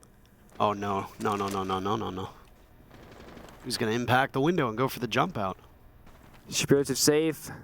Souls is far out. He'll be safe from that vantage point. FaZe waiting for the first aggression here from Team Secret, but they're not doing it so far. This time is just continuing. On and on and on. Plant Disable going it. down. Bullet gets diffuser. Oh! They're trying to EMP the C4s midair. Down goes Kendrew, but the Nitro Cell works from Sleben. FaZe has been stopped in their tracks. Oh boy. FaZe actually losing out on this one. Secret in excellent position to win this first half. They've already got 3 of these rounds. 1 minute to go. The push from FaZe was read into. It took them a while to get their footing. So nice attempt. So they try to stack the EMP. So if the C4 was tossed to get, you know, sapped midair by the EMP, no longer work. But they spent all the EMPs very quickly and close together. They didn't really get the max value. Had they staggered them by like a second or so, they actually would have gotten that C4 midair. That means C4 doesn't blow up, it can't, and they get the plant down most likely. That could have been the round for them. But a little bit too quick on the tap with the EMPs. They get punished instead. Diffuser will need to be retrieved. Vidaking knows that. He's dropped though, and he can't get himself back up. Cyber in a 1v4. It's a crucial map for FaZe because this impacts their seeding. I think Secret, while they're not playing with the highest stakes for themselves, likely see this, Nick. They're thinking, you sent us home, that's fine. We're going to send you into the lowest seed in the group. First half, 4-2 for Secret. Border is also like the perfect map for people to just play like this, like absolutely, where the third map, the deciding map of Kafe, I mean, you can jump out windows like crazy if you want to, but in terms of like defensive craziness, it, you know, the map is much more compartmentalized versus Border. It's a very open map, soft walls everywhere, very dynamic as well, vertically speaking. So this will be where FaZe will struggle the most with this kind of aggression. And Gendry says, I want more chaos. Blitz being showcased, Sleben onto glass, Savage on the finger. If you thought FaZe Clan was trying to go for crazy strats, wait till you see these upcoming rounds from Team Secret because they're probably going to get very funky very quickly. I suspect Bullet will be on warden duty for every single defense because the smoke grenades are going to have way too much value for the attack inside otherwise. 5 seconds to insertion. Do we even need to go through these stats in the first half for these teams? I don't think so. I'm not sure. I'm not sure they particularly matter. For FaZe Clan, they get 3 of the first picks. Called their timeout 2 rounds. Now they're going to try to do the same thing to Secret that was done to them. Oh, yeah. Oh, my. And Savage gets dropped from Cyber. Yeah. That's anger on Cyber's face, by the way. He said, you did this to me, I'm going to do this to you. It is miserable to play against this gameplay. It absolutely is.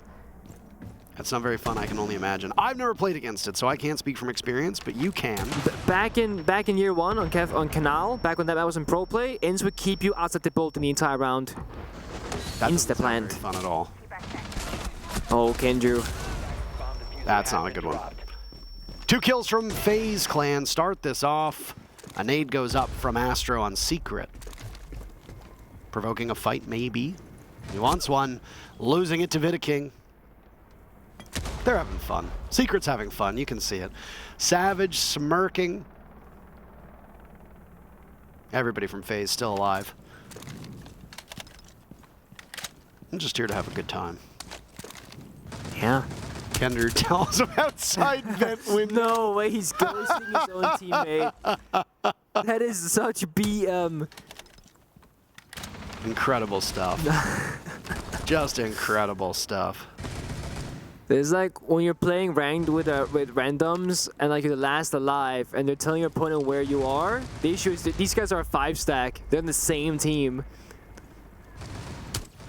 He gets an 8 kill, nicely tossed. I mean, this might as well be a ranked game for Secret at this point, right?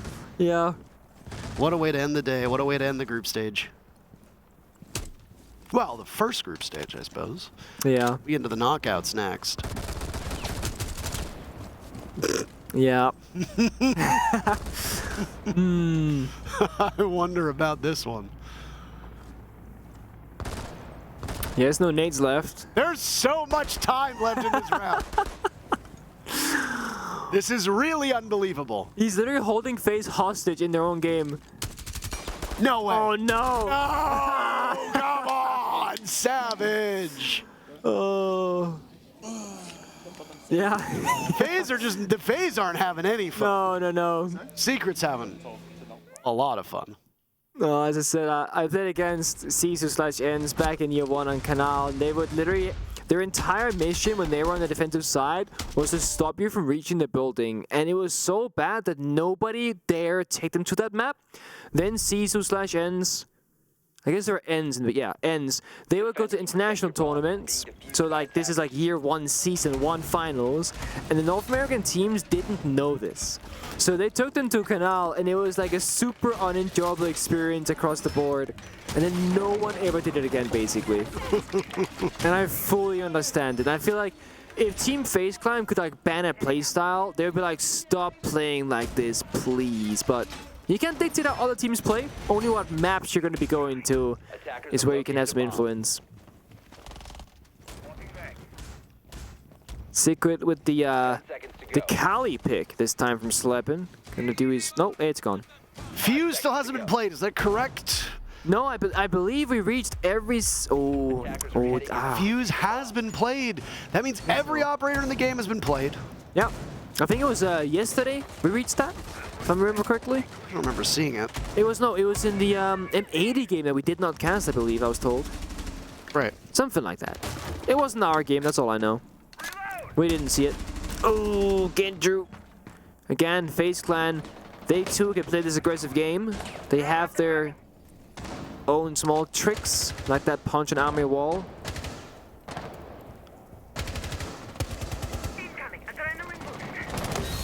At least have a finger, so when things get bad, get a bit better. First Adrenal Surge has already been used, and Savage is still so low on HP.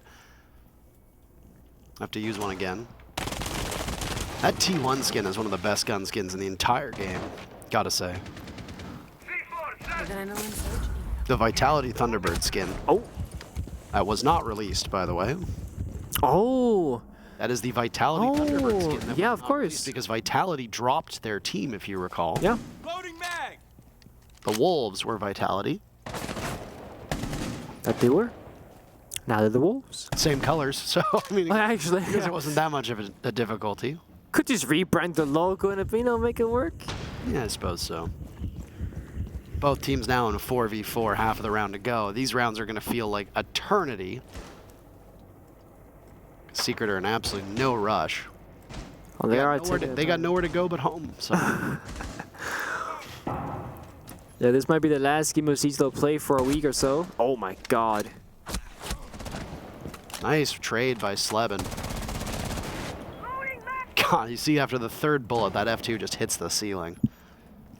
That no grip. Yep. Uh-oh, Astro. Astro.FaZe, Astro.FaZe. Get out of there. Astro.Secret, what are you doing? I feel like Cyano was just toying with us, flipping between the two Astros over and over and over again. I believe it. Hatstrap as well. Shut down. Secret are in no rush. They're running away, in fact. Not really keen to get into the building and not really keen to get to the bomb site. Grubby has been, again, fantastic. But Astro ties the game. It's 4-4 for FaZe. FaZe finally getting something going. The loser here if FaZe wins in 2 maps. Dark Zero. Don't know how they're doing. They're currently playing M80 at the moment. That's an NAL rematch that's happened multiple times. Of course, under the name XSET instead of M80. I was going to say it's much more difficult for Secret to find success with the over-aggression when they're on the attacking side, because as we all know, attacking in Siege requires just more coordination in general. Getting to the building, clearing rooms, etc. If they're running out carelessly, not droning, and a member of FaZe hiding in a corner, Team Secret will just die to that member. It's very straightforward. Whereas when Team Secret were on defense, you know, you can kind of flip that on its head. They can just aggress towards the attackers. So I do expect it to get more difficult for them.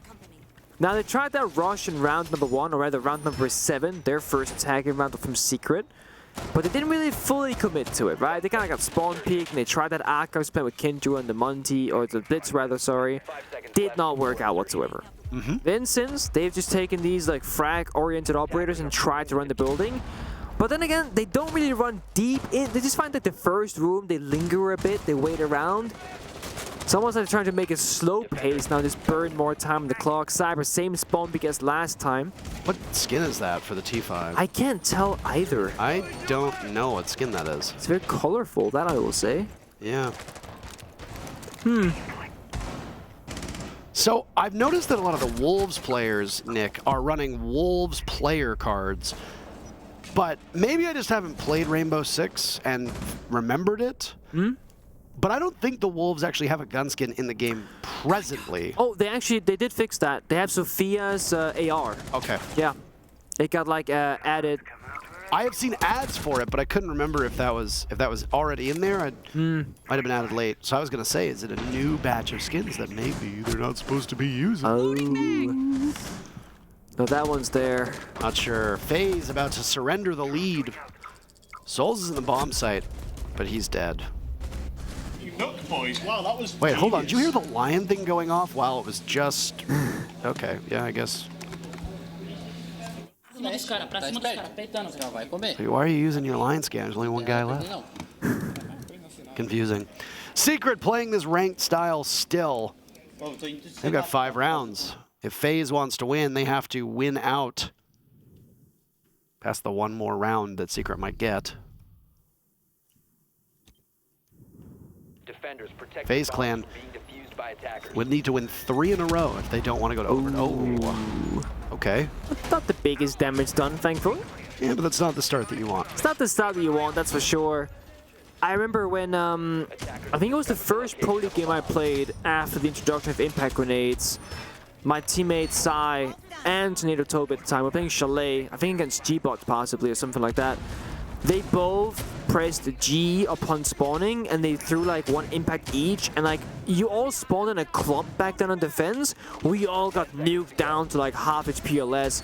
We had to use all 3 dock stims in the beginning of the prep phase and we still didn't get to full HP on all the members. And I remember going like, oh my god, I'm pretty sure we lost the round. It was not good. This is much better than that. It's just Cyber losing 25 or so HP. He'll be okay. We've come a long way. I had this thought recently where like the impact grenades in defense was such a good implementation to Rainbow Six Siege, and more recently the secondary EMPs on attack, the Gun 6 on attack, such a welcome change to the game.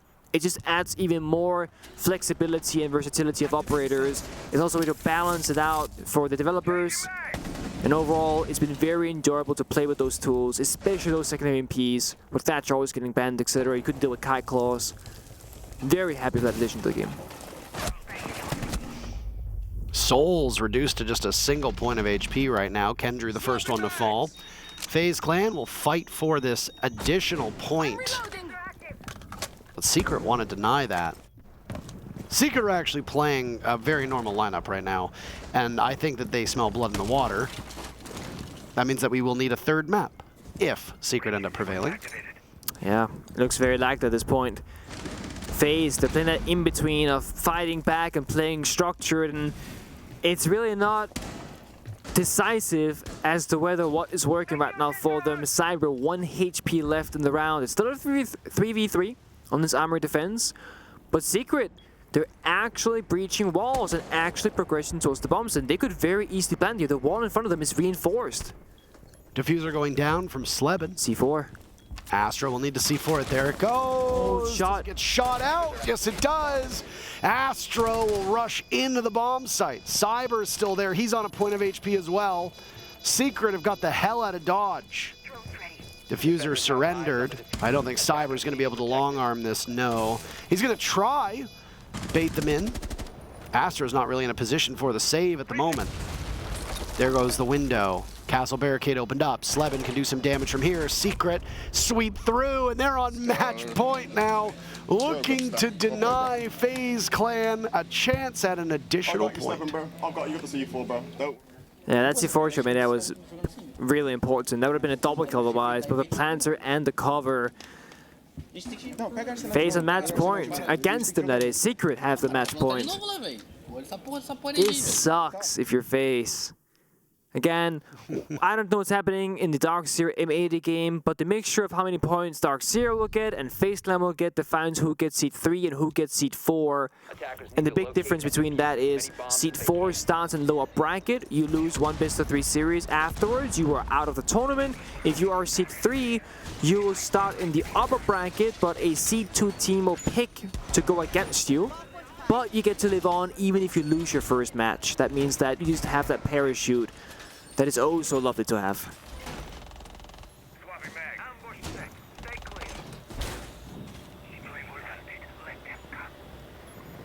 Tilted FaZe must be, Nick, like I would be. Yeah, I'll be slightly frustrated, but you got Kafe coming up next, worst case, which again, it's not as easy to play like this if you're Secret on that particular map. And best case, you fight right now, go to overtime, fight into overtime, and then you try and take it there. Good time to remind everybody, by the way, that a match that might have a bit more at stake of M80 versus that Dark Zero squad that talked a big game, and God knows Canadian has posted enough Instagram stories about their performance to last a lifetime. Go over to the other stream and watch the M80 DZ game if you'd like.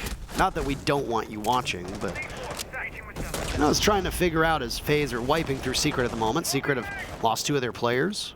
I was trying to figure out what the most appropriate way to cast a match like this is, because I think there's a level of honesty as being a caster where you shouldn't overhype things that aren't very hype. And I mean, Secret aren't excited about beating FaZe. They're very even keel at the moment. They just want to play spoiler to the team that knocked them out.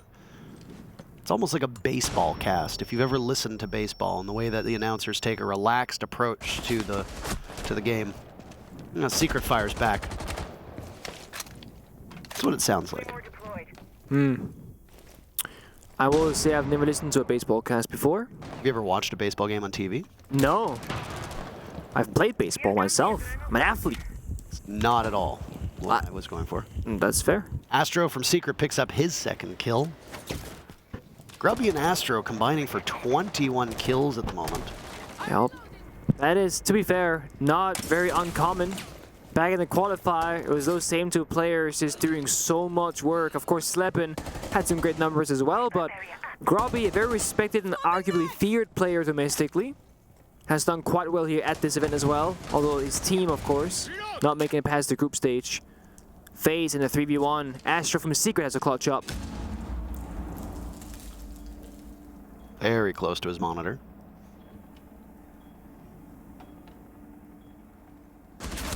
And doesn't matter. Close to death. Cyber prolongs the match.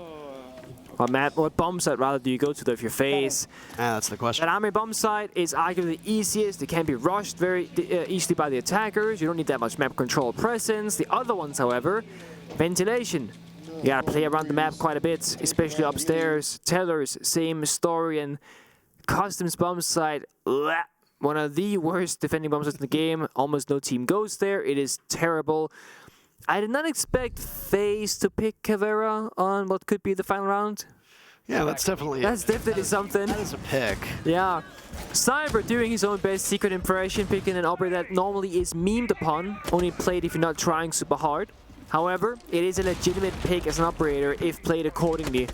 It is going to strike some fear into the opponent. They're thinking we cannot go alone on this map anymore in fear of getting interrogated. Because an interrogation at this level is essentially a 1 round guaranteed. Or at the very least, all attackers have to evacuate the building, get as far away as possible for those like 5 to 7 seconds that the interrogation lasts for. And then you gotta go all the way back in and join it all. It's dire. It's not good. Secret, they are going for some... Ooh, the glass and the Amaru. This could be a fast one. They might be thinking FaZe is going to be roaming quite heavily. So far, 3 members off the bomb site. Warden is in play, however. And the Blitz. They're going to go straight into Tella's window. They don't care that it's match point. They want to end it right here, right now. That they do. Kendra waiting for the call. There's only one guy on site. Oh, no. Oh, God. And it's Souls on Castle. He can't do anything about it. That super short, he's pretty nasty, Nick. They drone him out, and they're going to realize that he's the only one there. This is so free, actually. And there he goes. But it's Cyber rebuffs it. Okay. In and Kendra is planting the glass, shooting away. Savage takes down Bullet, but he gets scared off. Kendra will be able to get the diffuser down. It's him, Slebin, and Astro still left. And FaZe are actually working this post plant very well. Astro's the only player left from Secret. Doesn't want to give his position away. He has to engage at close range. Swiftly ended by Souls. Astro from FaZe will be on the diffuser. And we're going all the way. Give us that max OT. It's a good read by FaZe. They find kills across the map. Had they not done that, however, I fear for them because that post-up position on Winter Repel is extremely strong from Secret. And the bomb went down. Warden was on their own. Wasn't there to stop it. 6-6 is not the score I expected for this match, I will say, on border, but it is where we are currently. Secret starts in defense. FaZe will go on the attack inside. In terms of numbers, FaZe, they did a lot better on the attacks than the defenses. There was 2 rounds on attack that they won and 4 on defense. Of course, Secret's aggression much more difficult to contain when you are on the attack inside, trying to control it. Souls on the Kali would be curious to see whether he sticks that operator or not. Attacker repicks commencing right now. Nuke onto Sledge, finger onto Ayana. Want those grenades in our pocket to do some damage. No heart breach. There it is. Souls onto the ace. That makes a lot more sense now. Breach open some of those walls. 5 seconds to go. Attackers are heading out to defuse a bomb. All right, well, FaZe Clan, despite the fact that Secret have been doing everything in their power to confuse and confound this squad, has been able to keep it close. Time and time again, teams struggle with this ranked, as it's called, style of gameplay. Like, look at this. This is just some serious head-assery. Slebin is lying prone in barbed wire at break room door for 30 seconds. And I don't know what Grubby was doing, but it worked. And now Cyber is dead, the 15-9 Ash. This is peak stupidity, but I love it. I absolutely love it. Secret have taken their brains out of their skulls, and it's working to catch FaZe off guard. Maybe not. Look at that doorway. Just hold on a second. Cyano, can you just go to the doorway in break room? Oh, God. What is that? Like, these are wholly unserious people.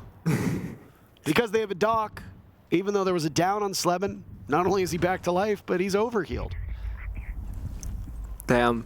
All that value in one single dock stim. Love to see that buff to the operator. FaZe, however, they are in the bomb site, but can they do anything with this? Attackers drop the diffuser. Answer is no so far. Finds one injured, but Doc again can stim himself back up. Astro and Grubby striking back in great force. Astro from FaZe in a 1 versus 5 in this first round of overtime. It is not the start that FaZe wanted. Not at all. We might end up having a 3rd map of this, Nick. We might, yeah. Curious to know what's going on in the M80DZ matchup. Obviously, we won't spoil it for you. Do you take a second timeout if you're FaZe? A second timeout? You only have one, Parker. They've already used it. I mean, like, Astro just sits there and waits. Oh, okay. I mean, honestly, I don't think there's much worth to discuss here. Oh, okay. Get some exit kills, have your fun, go next round. Yeah. Also, if you're FaZe, you don't want to spend more time than necessary, I feel like, in this. Latin plays more... Jesus. Oh, that's a C4.5. Listen to the laughter. Oh my goodness. I saw that. Yeah, if you're FaZe. So Latin as a region, they play a lot more maps of Rainbow Six Siege domestically than any other region. So if there is a region, if there is a team that can play these long best of threes, it would be a team like FaZe, a team like Liquid, WCMs, etc. All the Latin teams that matter. They are used to this kind of stuff, so I am not worried for them going to the long term of like Kafe if we have to go all the distance. But who wouldn't want to win 2-0, get those 4 points, and just kind of end it right here? It's gonna be an armor defense first for FaZe as we're in overtime. Teams will change sides every single round now. FaZe will get 2 on attack if we go the distance. Secret will get 2 on their defense, which saw the first one being played out. Almost a flawless. Kenju on the Monty could try and go for that Archives plant again, just like FaZe attempted earlier in the round. Bad news if you're Monty though. There are 3 C4s on the side of FaZe, and there's a Valkyrie camera, and there's going to be a Warden. So your smoke grenades not gonna change much. Your deployable shield that you have in your hands, the Monty shield, yeah, it can hold back some damage, but it cannot hold back 3 C4s. That isn't too much damage. Secret spawn on the Archive side. It's gonna be an Archives execute most likely, with a plausible member of Astro from Secret on the opposite side of the map. Kendra approaching the Archive stairs outside the balcony, but he's alone. No one's quite with him, so perhaps not an immediate execute. Or maybe it's a fake. Right now, Secret are outside East stairs, break room door, waiting for something to happen. Is Kendra gonna bait an Archives execute? They're gonna rush somewhere else? I'm not sure what is happening right now. Yeah, this one's a bit confusing. It has to be some sort of bait. Throw out the smokes, make FaZe act upon it, and teammates strike elsewhere? I don't know, there are 4 members here.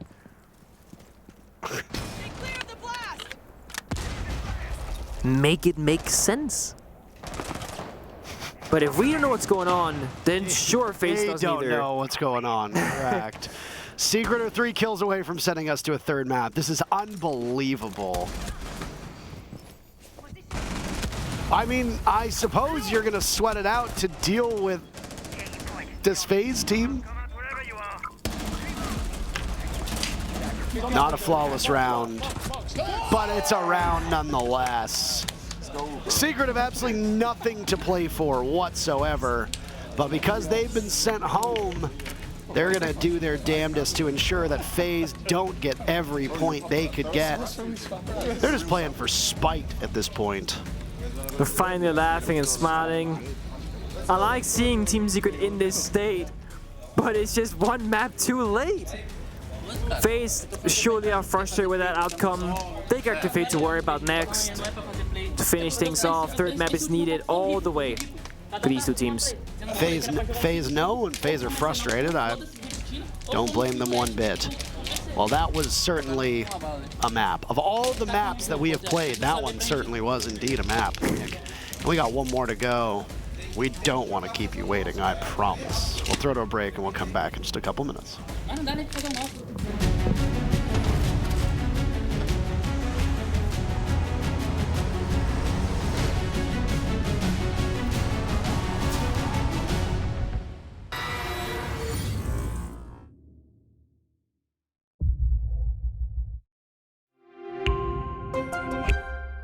I'm Nicholas Morton, but you know me as Pingu. I'm a 2-time Rainbow Six Siege World Champion and former top Rainbow Six Siege player in Pro League.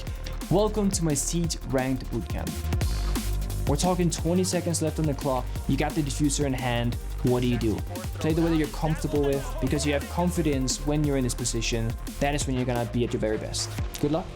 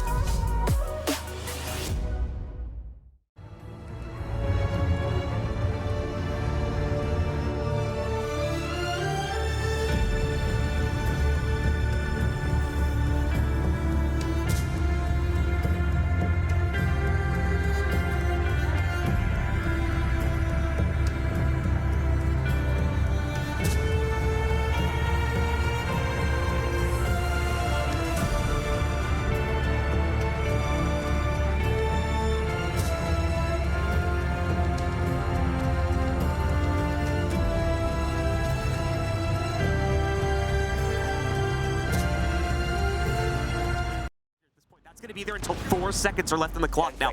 Big issue, and he's forced to run through it because of that. Continuing to force his way into it. NJR waits on the other end, establishing that overwatch with a smoke going away, but no, the cross is against him from wide and partially in blue as well. Plant still ends up making it to the ground, and numbers will stay even until Yaga reactivates, gets it down to a 2v1. Now Canadian sits alone, but he has the established overwatch from up on top here. Yaga at low HP. If he could take him down, of course, a good start to this one, but he'll go for the big rotate, assuming that they would have tried to pressure him out, and they're correct about that, but the proactive hop out from Yaga, it won't work. Canadian reads into it, but Gomez reads one step further and take him down at the snowmobile garage. Plenty of excess room on the clock, so that counter defuse will be coming in, and M80 will be claiming a third round. Back and forth we go. M80 gonna win the basement after Spirits gets so much done on that top floor.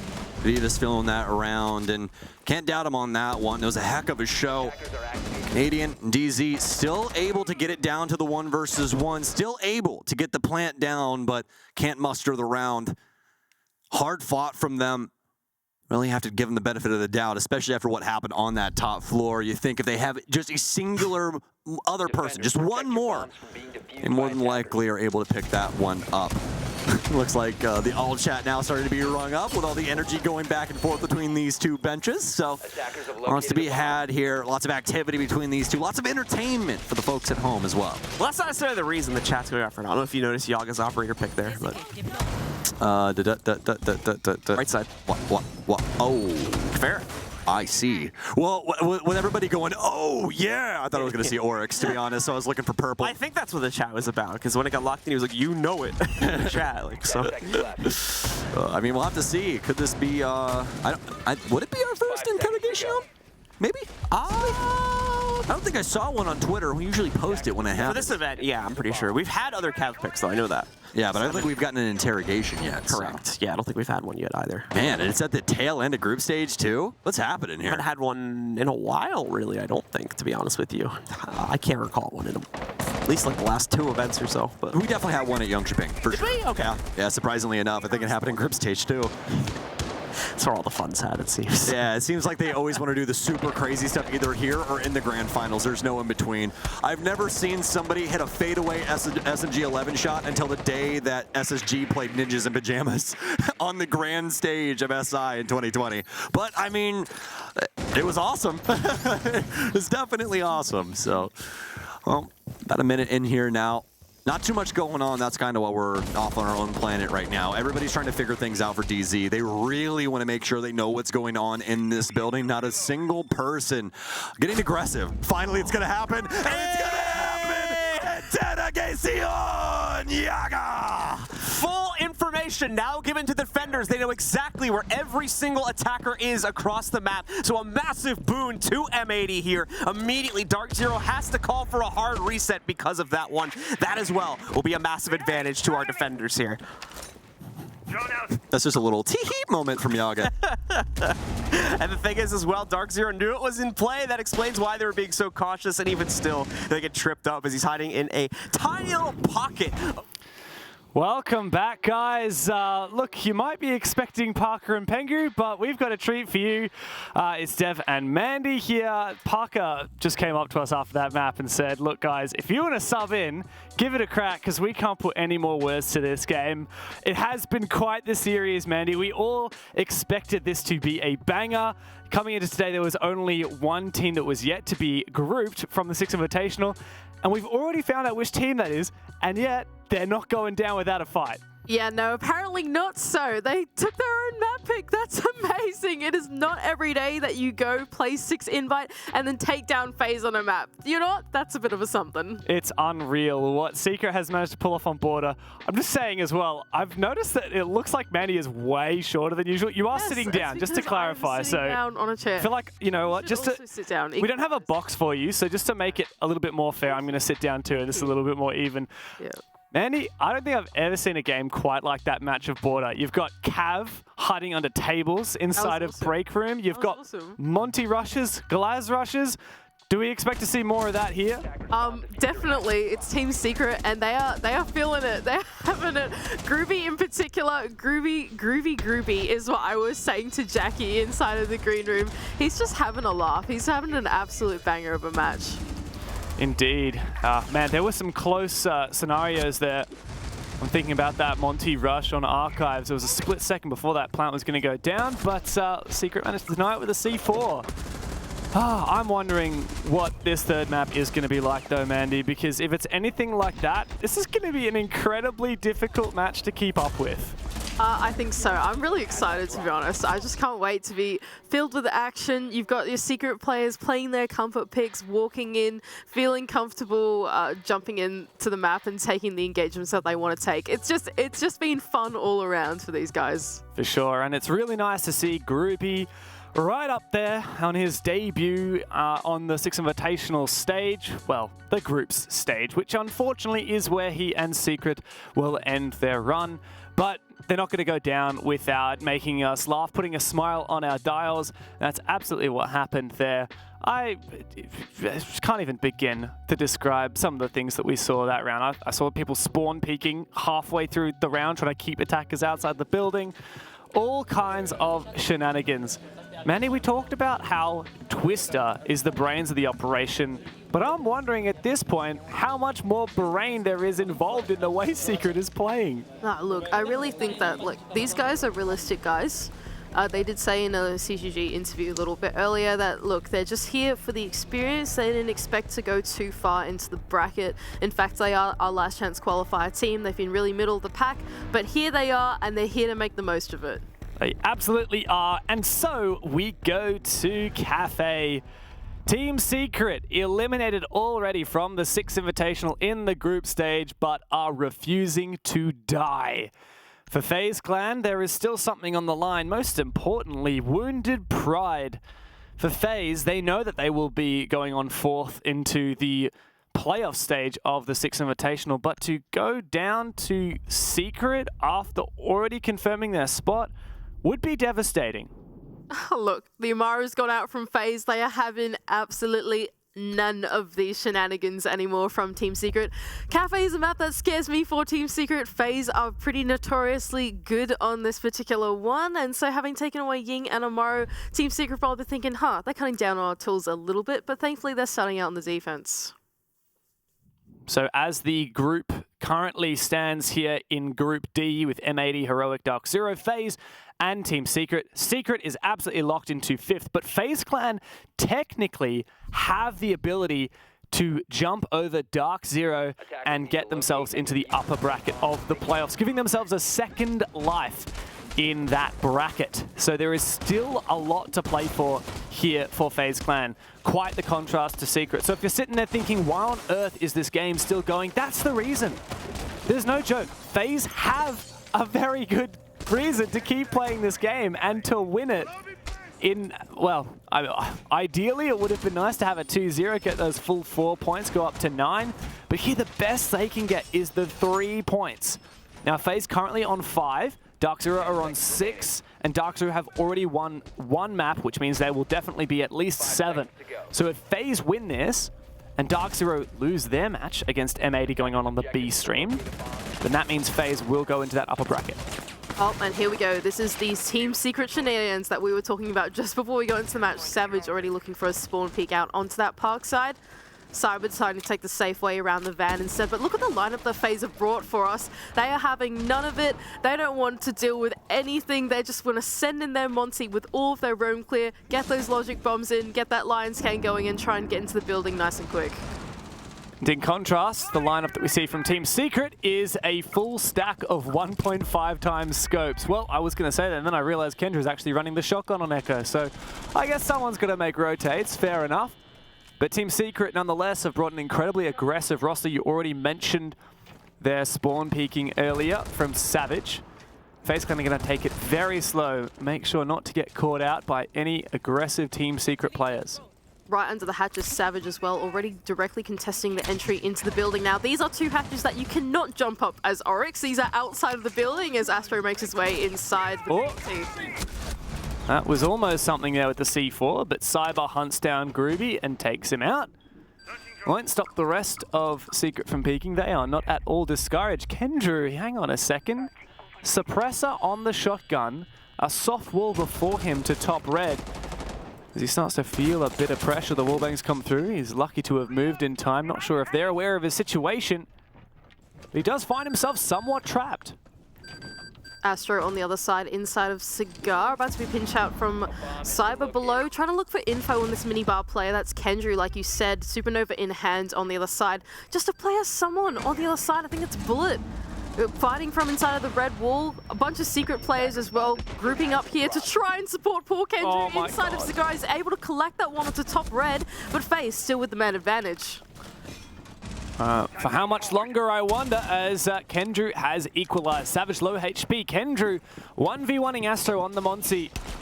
Oh, nice job. Hip firing, of course! Astro gives Kendrew a taste of his own medicine with the hip fire drop shot on the Monty. Something that Kendrew himself leaned into on the previous map. Now Savage is the Oryx perfect operator to come up against the Monty, but he's got to also deal with Vidaking. The Nomad to throw out a stun and perfectly pre-fire the position. Savage goes down, and it's a good start here on map 3 for FaZe. Nice little cheeky smile as well from Cyber. He was like, ha, we got in eventually. FaZe not wanting to deal with any more of Secret's stuff. They just want to get straight down that red hatch, get those entries going. And even though it was a bit chaotic on those top red stairs, it all started out with this C4, the shenanigans with the shotgun, and this wrap around that Shaiku spot. It was a little bit intense, but look, FaZe come out on top. Well, that is a very early tactical timeout, Mandy. What is he saying?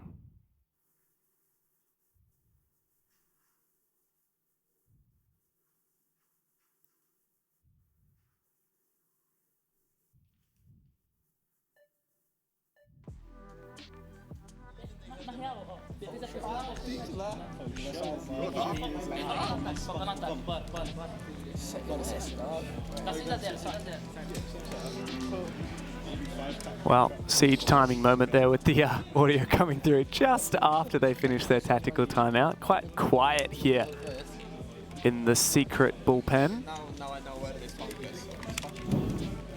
Secret just needing a little bit of a momentum reset after that first round. Look, it happens. You got to go back to it. They're actually going to go back and repeat that top floor bomb side as well. They've completely changed their lineup. I believe that's all 5 of Team Secret players changing their operators. And, well, let's see what they can bring in this round. Well, a few traps I'm seeing on the Secret side. Kendrew on that Capcan, Savage on the Legion. Thing is, in my view, FaZe Clan have absolutely clued in to what Team Secret are going for here. It's the aggression, it's the high-risk plays, it's the standard that they themselves established on Border, and Team Secret are indeed intending to continue it. I don't think that those Kapkan traps will find many feet while FaZe are aware and reading into the playstyle. Cyber as well has been given away the license for the Nook. Very exciting to see him on that operator, of course, with the nades in hand. Once again, Savage looking for this spawn peek out onto Park, and he actually connects onto Vidiking, so one taken down, Team Secret in the man advantage. Always a big pick, but of course, Secret are not satiated yet. Kendrick continuing to peek these piano windows. And they say an opponent with nothing to lose is one of the deadliest. Team Secret has already demonstrated that prior in map 1. And what a contrast between Team Secret and their attitude in the very first map way back on Clubhouse, where FaZe dismantled them and sent them home. This Team Secret has absolutely no fear. Seems like the play for them, isn't it? Team Secret, they just want to lean into their strengths. They want to lean into their individual play style. Cyber, though, making his way up the red stairs, is creating some room for FaZe. 2 down in the man count is going to cost them a little bit more to claw themselves back, and now they have lost a gun on Astro since he is playing that Monty. You've only got the pistol in hand. It's going to be tricky for them to come back from the situation. Well, here's a nice nade, but doesn't quite connect. Sleben walks away from that basically unscathed. Well, FaZe down 2 players so early on. Make that 3, says Savage. Aggressive peek from him. What an angle for Cyber to go down to. It's all up to Astro now. 1 versus 5 on the Monty. That's not something you see every day. And Secret, as soon as they clue in, they decide to step up. Fish in a barrel. That is 4 players from Team Secret underneath the hatch. And they're trying to stim him up. Oh, they're going for it. They're absolutely going for it. They're like vultures. They're like seagulls. They're seagulls hungry for chips. Mine. Oh, Astro, though, you can collect 2. This is getting a little bit dangerous for Team Secret. Well, the Legion is going to be an inconvenience, that's for sure. It's crazy to me, though, Secret are playing like this while FaZe actually have a pretty big deal to play for. Imagine going into the playoffs and just getting a second life. Or going in the elimination half of the bracket. That is such a massive difference. And for FaZe, winning this game may well confirm them into that upper bracket. So Astro is certainly going to try, even in this scenario, but 1v3, 10 seconds left. What are you going to do? Holding out the pistol, just waiting for them to peek, but this is going absolutely nowhere. Might try and buffer the KD, but he's not going to overcommit to it. Okay.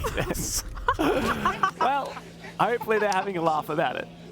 One more drop shot to close out that one, huh? Team Secret, even though, look, they lost that. They didn't lose that round, but they lost a few picks here and there. They're still having a laugh about it. It does not matter to them at all. They are feeling themselves. They are vibing out in this matchup. And yeah, look, FaZe, maybe it's time to start sending those drones out of spawn. All those windows being cracked open, you just can't trust anywhere that you can walk. Savage will be there to meet you.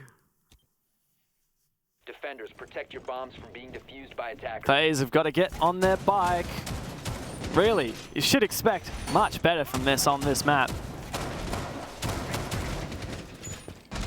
Crazy to me that FaZe have been struggling so much against this Team Secret playstyle.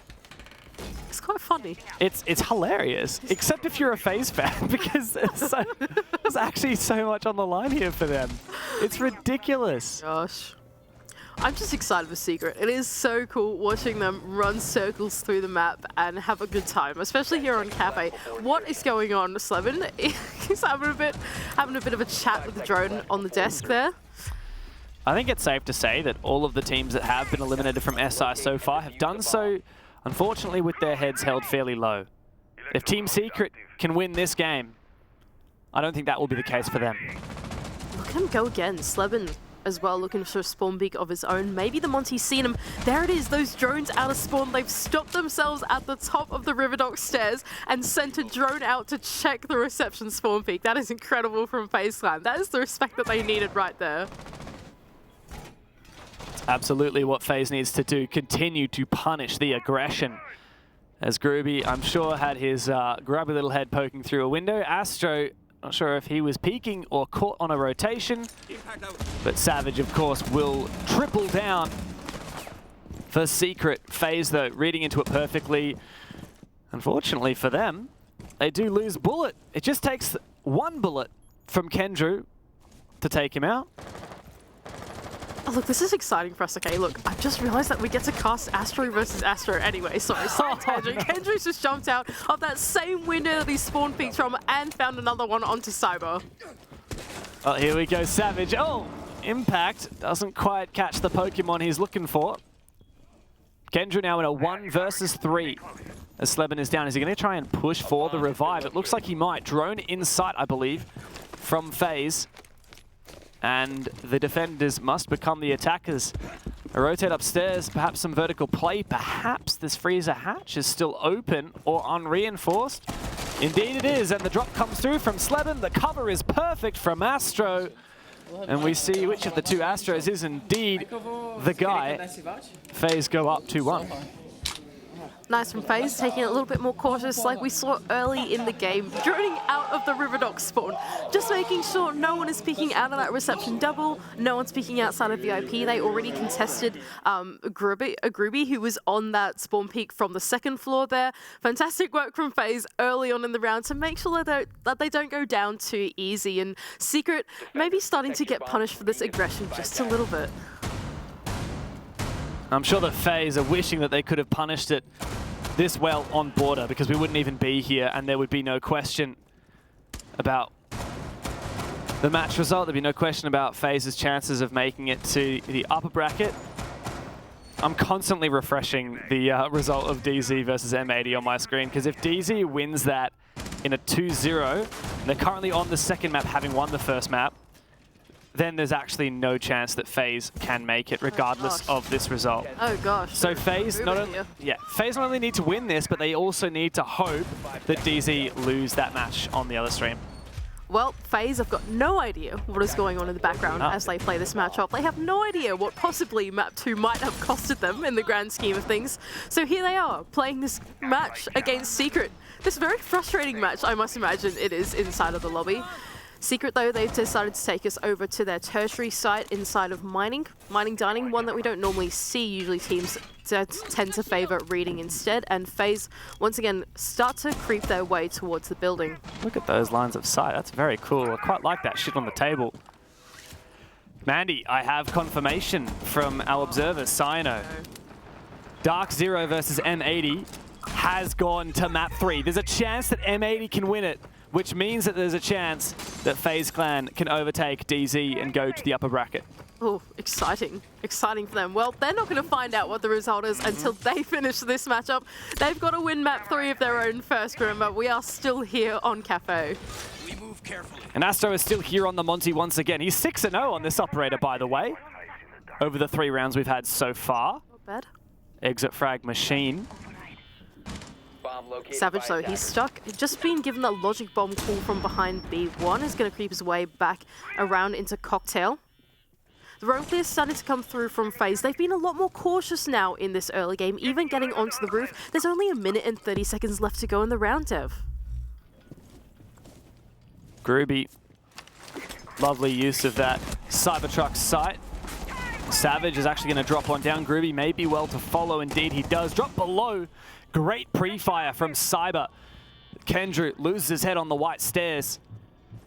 And FaZe have now taken full top floor control.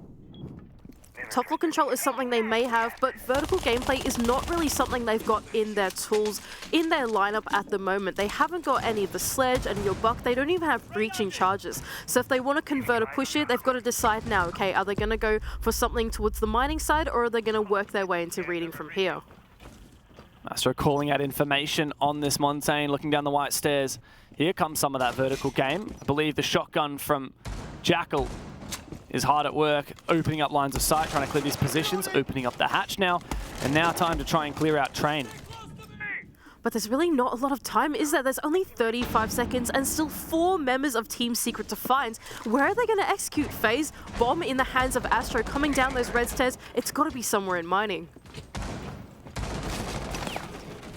Lion on the window, but there are players from Secret downstairs. Keep in the back of your mind Sleben. He's on the Solus, the newest operator to enter the game. the perfect operator for denying the plant from below. And so will this plant be able to go down? Sleben's still alive. Astro trying to hold it out on the side. He has been overwhelmed, but there's a chance here for Sleben. Astro's gonna try to plant. He's found somewhere that doesn't have destructible floor. Sleben confused, bewildered, but FaZe reads it to perfection. Vidiking hunts him down, and they can confirm the round. Oof, that was a little bit close for comfort, wasn't it? Astro, he had to reattempt the plant 3 times, even though he got into the bomb site. The first time he realized, all right, I'm not safe. There is a defender about to round the corner. I gotta move. And then the second time he went, I'm on soft floor. The third time, okay, now he's on nice hard floor. He's not gonna get killed by the Solace from below. And thankfully, Vidiking was down there to shut down the Solace anyway in that ground floor. But FaZe, yeah, once again, being rewarded for being a bit more cautious through that early round, making sure that they get all 5 members into the building so that they can fully use that Jackal once interior to get those feet, to sniff those feet, find where the roamers are. Actually taking their time against Team Secret is what they needed. It's the formula they needed against Team Secret, and they're starting to close out these rounds nice and easy. What do you say that it is the secret to their success? I was actually going to say that. Yeah, I heard it. I heard it slip out. It's the success, and then I thought, no, is that too cheesy? No. Bring that out 4 rounds in. Nothing is too cheesy. Nothing's too cheesy. Nothing's off limits. That's what Secret's attitude have been during this game, that's for sure. We've seen everything under the sun from them, and we are continuing to see them just pick operators that they think they can frag on, operators that might catch out FaZe. And also, of course, a couple of Monty counters, particularly I'm thinking the Ella and the Legion in combo. Here comes Sleben, but of course, it's the Montaigne. Astro always marching forward first to get that information and ensure the safety of his teammates. And look, not only were they going to jump out of that window, but we also had them spawn peek out of the same window, and Kendra is still sticking his head inside of the windows, looking to contest early onto these FaZe members, taking their time to get towards the building. This Monty has been really successful for FaZe. I'm really impressed by the way that Astro has been able to use it to safely get his teammates inside the building, to traverse their way through and really expedite the roam clear through the mid-round, especially since they're taking so much time in the early round just to get towards the building. This is really where we test FaZe's mettle, and I'm quite impressed with what I've seen so far. A really good team needs to be able to dynamically read into the playstyle of their opponent, the way that they're playing in that moment, and then change their own playstyle to counter. And we're seeing that from FaZe, just how slow they are playing. If you played like this against a team with smoke, echo, Vulcan canisters, all this, it wouldn't work. But FaZe Clan know that it's the perfect recipe to deal with Secret. That is exactly right. And look, here's Kentru inside of Piano, but he's about to be in a world of pain. 2 or 3 players now on the rappel, even one inside of the white hallway looking for that cutoff. Souls will see on that mini bar rappel, won't actually find anything as Kendra has fallen all the way back into long bar. Here comes an impact. Astro's also a little bit of health, but he's looking pretty fine for now. And there's Cyber to punish the over-aggressive Kendru. The first pick now for FaZe, but there's a minute to go. Not looking so good this time for Team Secret. It seems like FaZe finally have their number. Still a player inside of Shaiko. That's the Legion of Savage, of course. Another very aggressive player on this roster. And FaZe trying to clear him out with the utility. They're taking their time, and there it is. Soul's able to collect another one and to Astro. There's a great saying, measure twice, cut once. I think FaZe are continually measuring and only cutting when absolutely necessary. But here comes Groovy. Is he going to be able to find the player on the white window, peeking on down. He gets the pre-fire, but doesn't win the fight. Vidiking takes him down. Sleben and Savage now with 30 seconds trying to stave off this attack, but Cyber's going for it. He's found one. He's looking for a second. Sleben to steal his nerve. A 1v3 now. And that Monty right up in his face. Vidiking finishes him off. And FaZe Clan are now up 4-1. Measured from FaZe, exactly the right word for them in this series. They have given Secret the respect that, honestly, after map 2, the respect that they deserve for the playstyle they're bringing into this matchup. Like you said, the way that they're playing, slow, measured, is perfect into the lineup that Secret are bringing. They are not bringing any utility, any denial in the form of smoke, anything that might stunt them in utility like shields. There's no Jaeger or Mine, nothing like that. It's all on that early game aggression. Every single one of their operators has been pushed into playing in that playstyle, and FaZe are shutting that down to perfection. Well, there is one final chance for Team Secret to push through on a defense.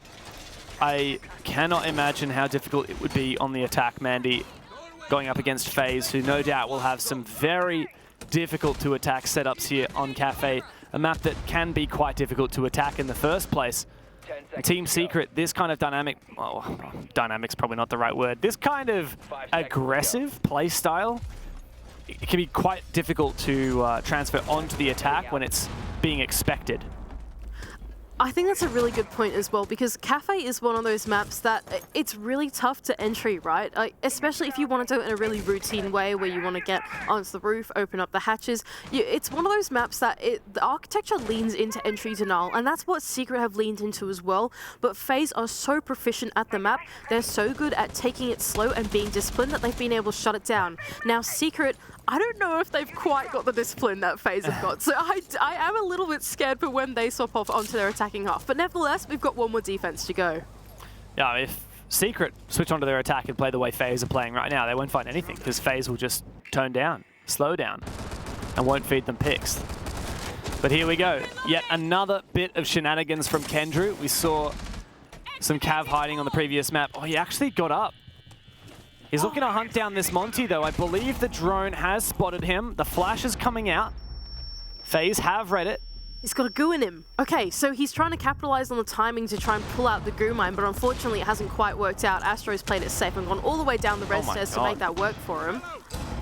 But look at that. Oh my goodness, what is this? Explosions galore. Poor Astro being bullied on the stairs, and Souls able to take down Sleben though, and once again, Secret now not just down 2 but 3 in the man count. I tell you what, that was a lot of impacts. I just realized Secret have bought every operator with impact grenades, but it's going to have absolutely no effect on the Monty, who can easily enter, go downstairs, and plan that diffuser in mining. Savage denies the flawless round, but routine for FaZe to close it. There we go, nice from FaZe. Like you said, I couldn't believe it. That was actually 5 sets of impacts there on Team Secret. They really didn't want to deal with Astro on the Monty. They even had them all come up onto that Monty as he was trying to pull a goo mine out of him, but nah, FaZe were there to shut them down for whatever they were trying to go for there. But here it is, Secret going onto their attack off now. They're already down 1 and 5, so it's a pretty big feat already to try come back into this game, but on their attack is going to be made even harder. Every single round bar 1, FaZe have been the team to get the opening pick. And the average time that pick took to happen is 1 minute and 3 seconds. All of the picks have been so early on in the round. They're all spawn peaks and counter spawn peaks and aggressive runouts. And that's the nature of the pace that Team Secret have been setting. And yet 5 out of 6 times during their half, it worked against them. Look at this from FaZe though. FaZe reading into the fact that Secret, look, they might be doing something cheeky, they might want to be cutting some corners. Let's just slow them down a little bit. They're going to bring along the Goyo shields, try and shut out some of those key areas inside a small bakery, inside of big bakery, maybe even in reception. You've also got your frost mats, so if Secret aren't too diligent about their droning, they're probably going to jump into some of those. And here's Cyber looking for a spawn peak onto that Riverdock spawn, but we'll find no avail. I love that FaZe are keeping pace here. Not afraid to play a little aggressive as well. Exact same run out just then from Cyber as we saw multiple times from Secret. And what's this from Savage, hey? Is he just going to go for a rush bakery? He could, but he's going to be met by Souls on the other side. And not just Souls, but also Malusi Banshee on the other side. And I believe a Goyo shield. Ooh, it doesn't look too good for Savage. Well, also the Vulcan canister as well, right? So really good plays there from FaZe, really good counters, picking the exact utility that's going to counter the expected push from Secret, and yet the push comes regardless. Down in through Freezer and Sleben to force that plant down in Coffee. It's all up to Groovy to cover. 21 bullets in the magazine and a nade behind him. C4 comes over, it's an airball. And now Sleben's gun up and ready to cover. 4 players from FaZe.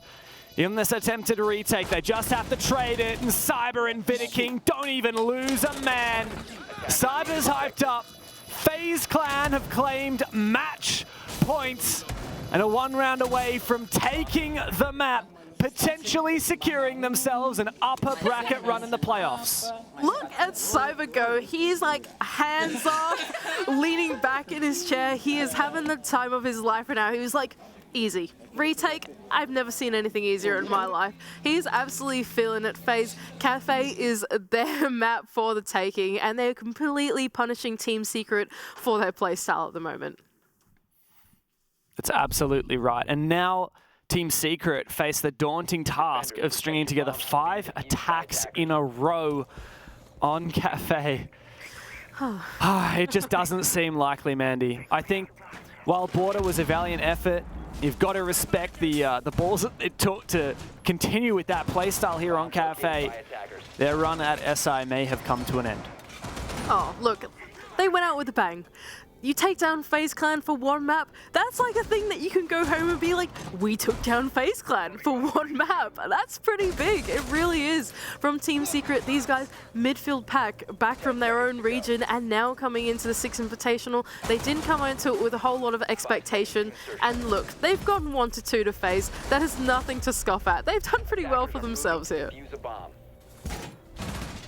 Still a lot to be proud of for Secret, that's absolutely right.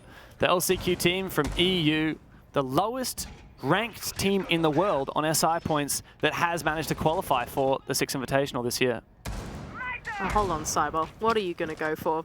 He's going to go for an impression of Kendra himself, but is not able to collect anything, deciding not to jump out of that window in the end. Secret starting to make their way onto the roof. A couple players, actually, Kendra himself, starting out in this ground floor, is going to creep his way up the red stairs, see what he can find on this informed lurk. But it seems like Astro is a little bit aware on the other side of mining. Oh, maybe he's not. He's going to reveal himself to Kendra, and he can take him down. Secret with the opening pick. That's a big one. You got to start somewhere. Unfortunately, Secret are now lacking in their X-Factor operator of the Glaz. No more smoke executes any longer. And Souls is holding onto this top floor. Of course, it's a reading bomb site. Secret are dealing with this top. Bullet is there to support from inside of Backstore. But, oh, he is caught out from inside of washrooms and piano. Sleben gets him, and now Kendra has just walked directly into the objective, forcing Cyber now in the 1 versus 3 to attempt a retake that is completely flawless.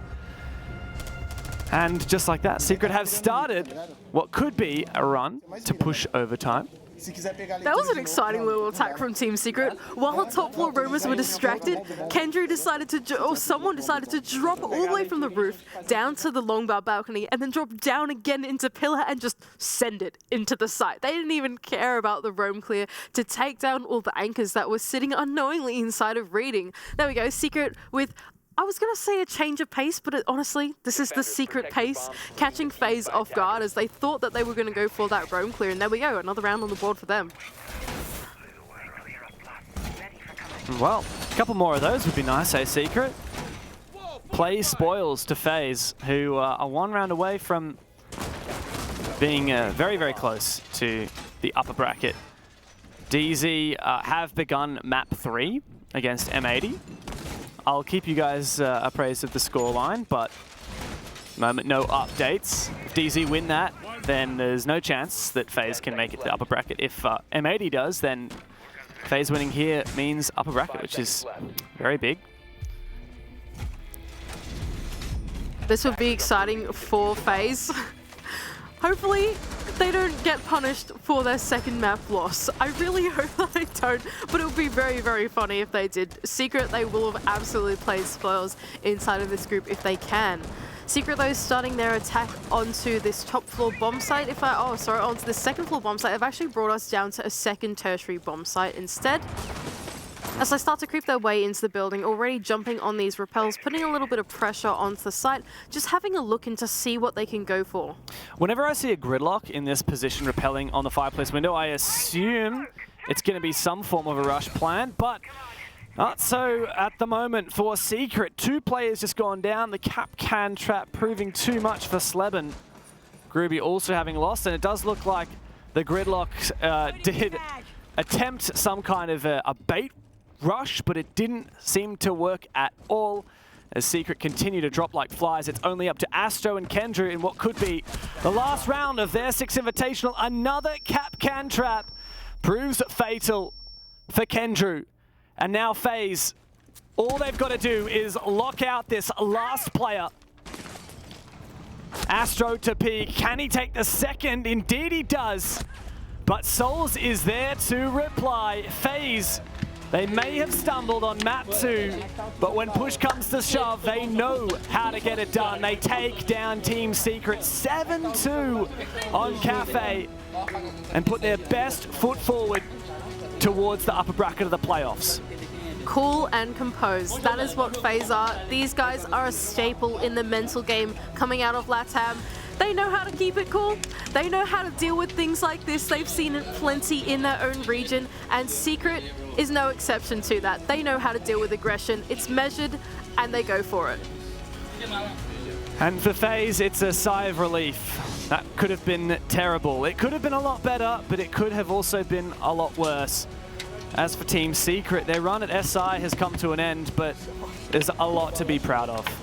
There absolutely is. These guys came into it, they didn't even expect to be here. No one expected this team to be here, but here they are, and they've taken down FaZe for a map. They're feeling like they've got this international experience under their belt, right? They've never been in this position before. They finally get a chance to travel, to meet some of the other players here, to make some friends, and really just to start to get used to this LAN environment. It's just such a unique experience for these guys, and honestly, I think they're feeling pretty happy with themselves just for that. I think they have to, and unlike some of the other teams that were unable to make it out of groups, at least Secret managed to win 2 maps. Yeah. I think that actually does make them statistically the best team. Oh, no, because Cyclops did actually win a game, so it doesn't count, but pretty close to it. For Secret, I think that they've got to be satisfied. They took a map off of FaZe. They took a map previously against Dark Zero, who may be overtaking FaZe. That game is still going on, but that's it from us for now. We're going to go to a quick break, but when we're back, we'll break that game down.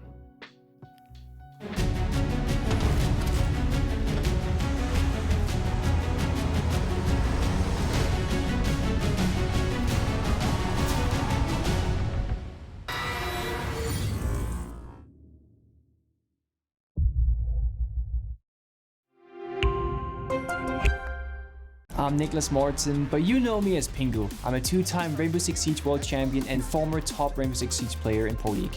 Welcome to my Siege Ranked Bootcamp. We're talking 20 seconds left on the clock, you got the diffuser in hand, what do? Play the way that you're comfortable with, because you have confidence when you're in this position. That is when you're gonna be at your very best. Good luck.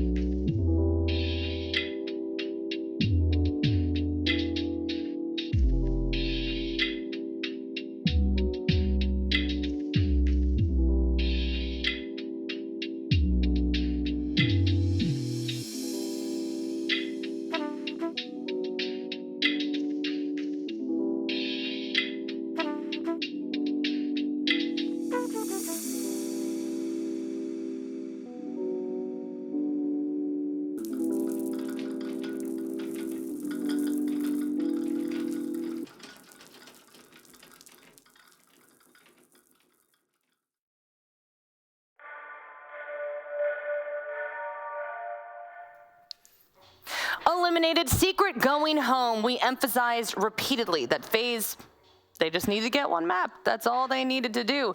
And they did that on the first map, handedly.